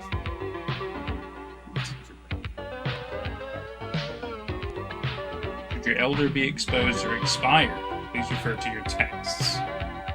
May he remain unseen. So this is basically a cult in the modern day, like they're clear, like a cult with the modern trappings, and who are so like they even like run it like a business. But evidently, the point of the cult is like there's a god that they don't want to see, a horror, it's probably a horrifying sight, and in order to keep it at bay, they have to sacrifice somebody. Like every year, there must be one sacrifice, and like nobody wants there to be a sacrifice, but they democratize it. They turn it into this thing where you got to nominate a sacrifice. You offer a tribute, yeah. Yeah, and then if somebody is crazy enough to offer their child, then they don't have to bother with it. So they want to incentivize people, like, hey, give up your child. Give up your child and save the flock. Yeah. At least for another year. Yeah. Yeah. I mean, I completely agree. That definitely makes a lot of sense. It very much feels like a cult. I mean, I think you kind of hit the nail on the head. It's a cult that is kind of turned it almost into a silly business at this point because they've had years of doing sacrifices. They've figured out what's going on. They clearly have some kind of probably not written down agreement with this unseen one, but there is some kind of an agreement going on where, hey, so long as I get a sacrifice at this time, you won't see me, you don't have to worry about me, shit ain't gonna happen. Yeah. Or, I mean, he probably still does fuck with them because that's the whole point, isn't it? But, it's less fuckery if they just comply. And so, yeah, they've kind of gamified it. They've turned it into a fun-sounding thing that everybody's allowed to do, and it's a great thing to do, and it's what everybody should do, because if you don't fucking do it, we're all going to suffer. Yeah. Well, they're running it like business. I think it's probably more like they're a cult, but they're just using the language of the modern day. Yeah, and like in the modern day, or at least I presume this is like the 80s, 90s. But in those days, what we did was we made these videos for.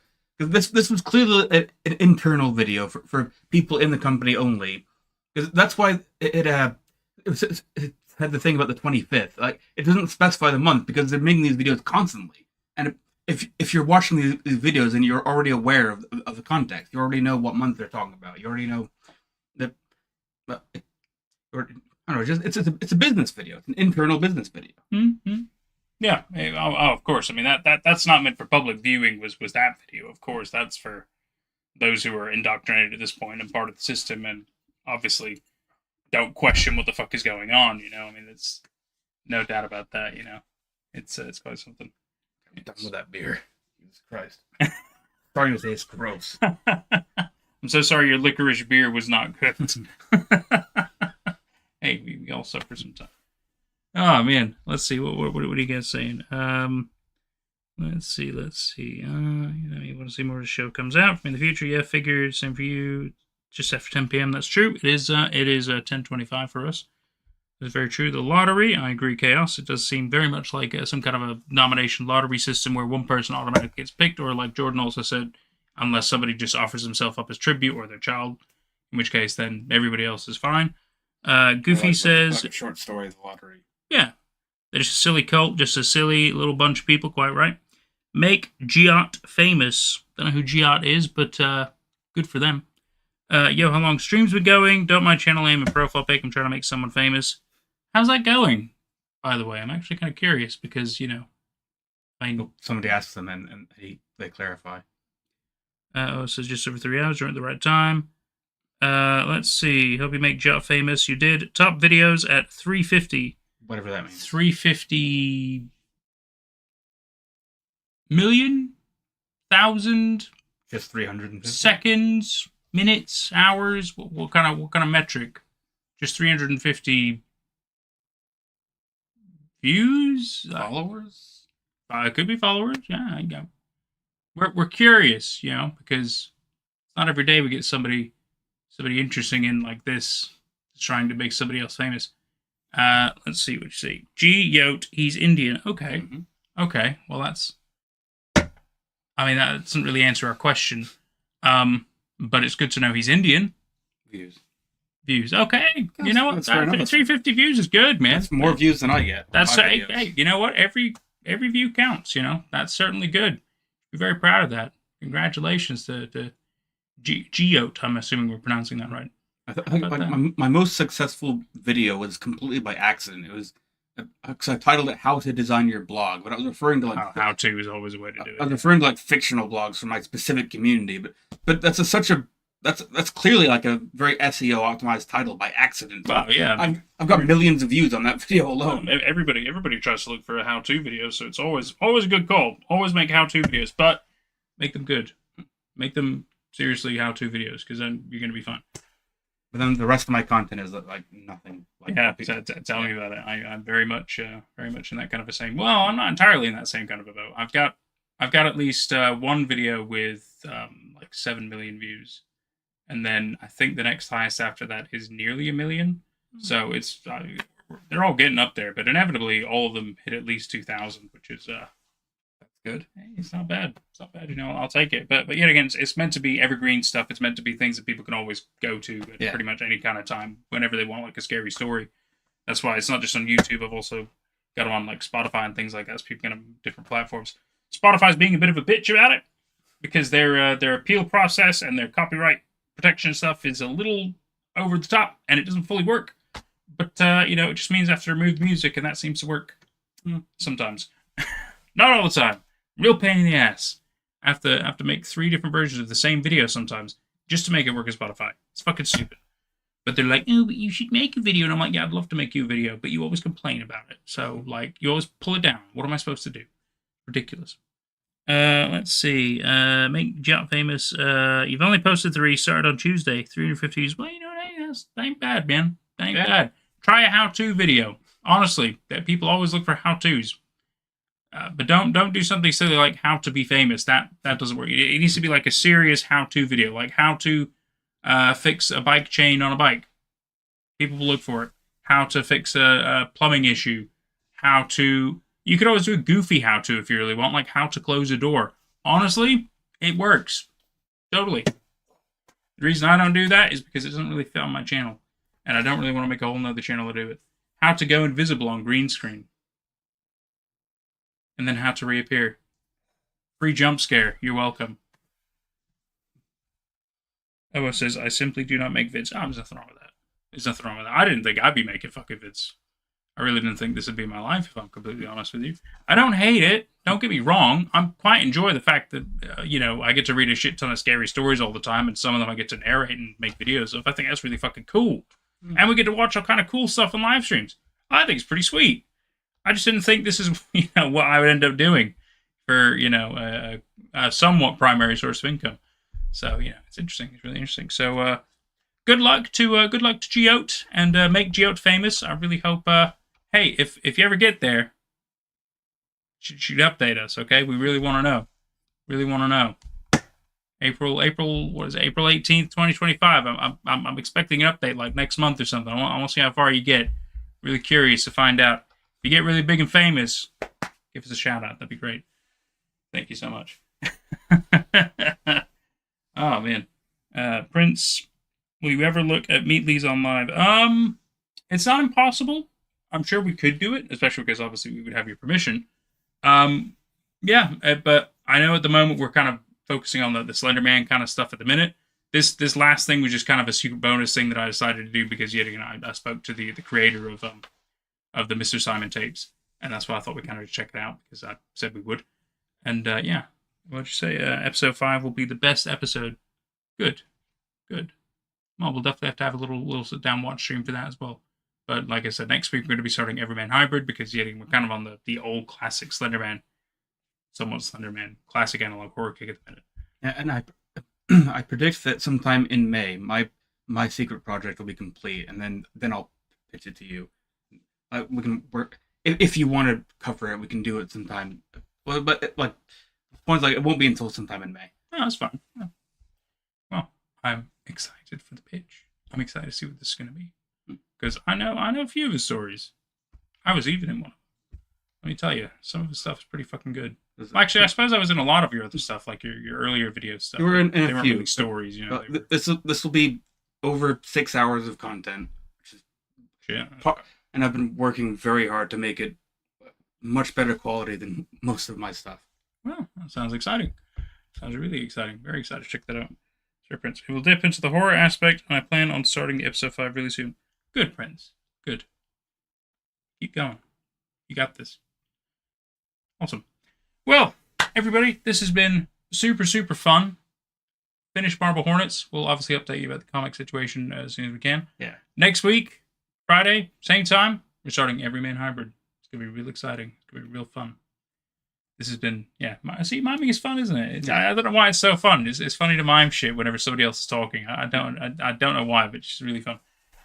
We really hope to see quite a lot of you there, especially to help explain some things for us, because I'm sure we're both going to be fairly confused because we don't really know it as much as we know Marble Hornets. Yeah. But we're excited. We're excited to get to hang out with all of you again. We really hope that you enjoy the rest of the weekend and the rest of your evening or the morning, depending on what time you're watching this. I know some people do in the morning. It's really weird, but whatever. I'm happy for them anyway. This has been fantastic, and we are very excited to see you again next week. Please take care of yourselves. This has been Nate and Jordan. We will see you again. You went invisible, that little bitch. Little fucking invisible hand. God damn, that was clever. Oh man, that was painful to do. That's really good. Okay, seriously though, bye.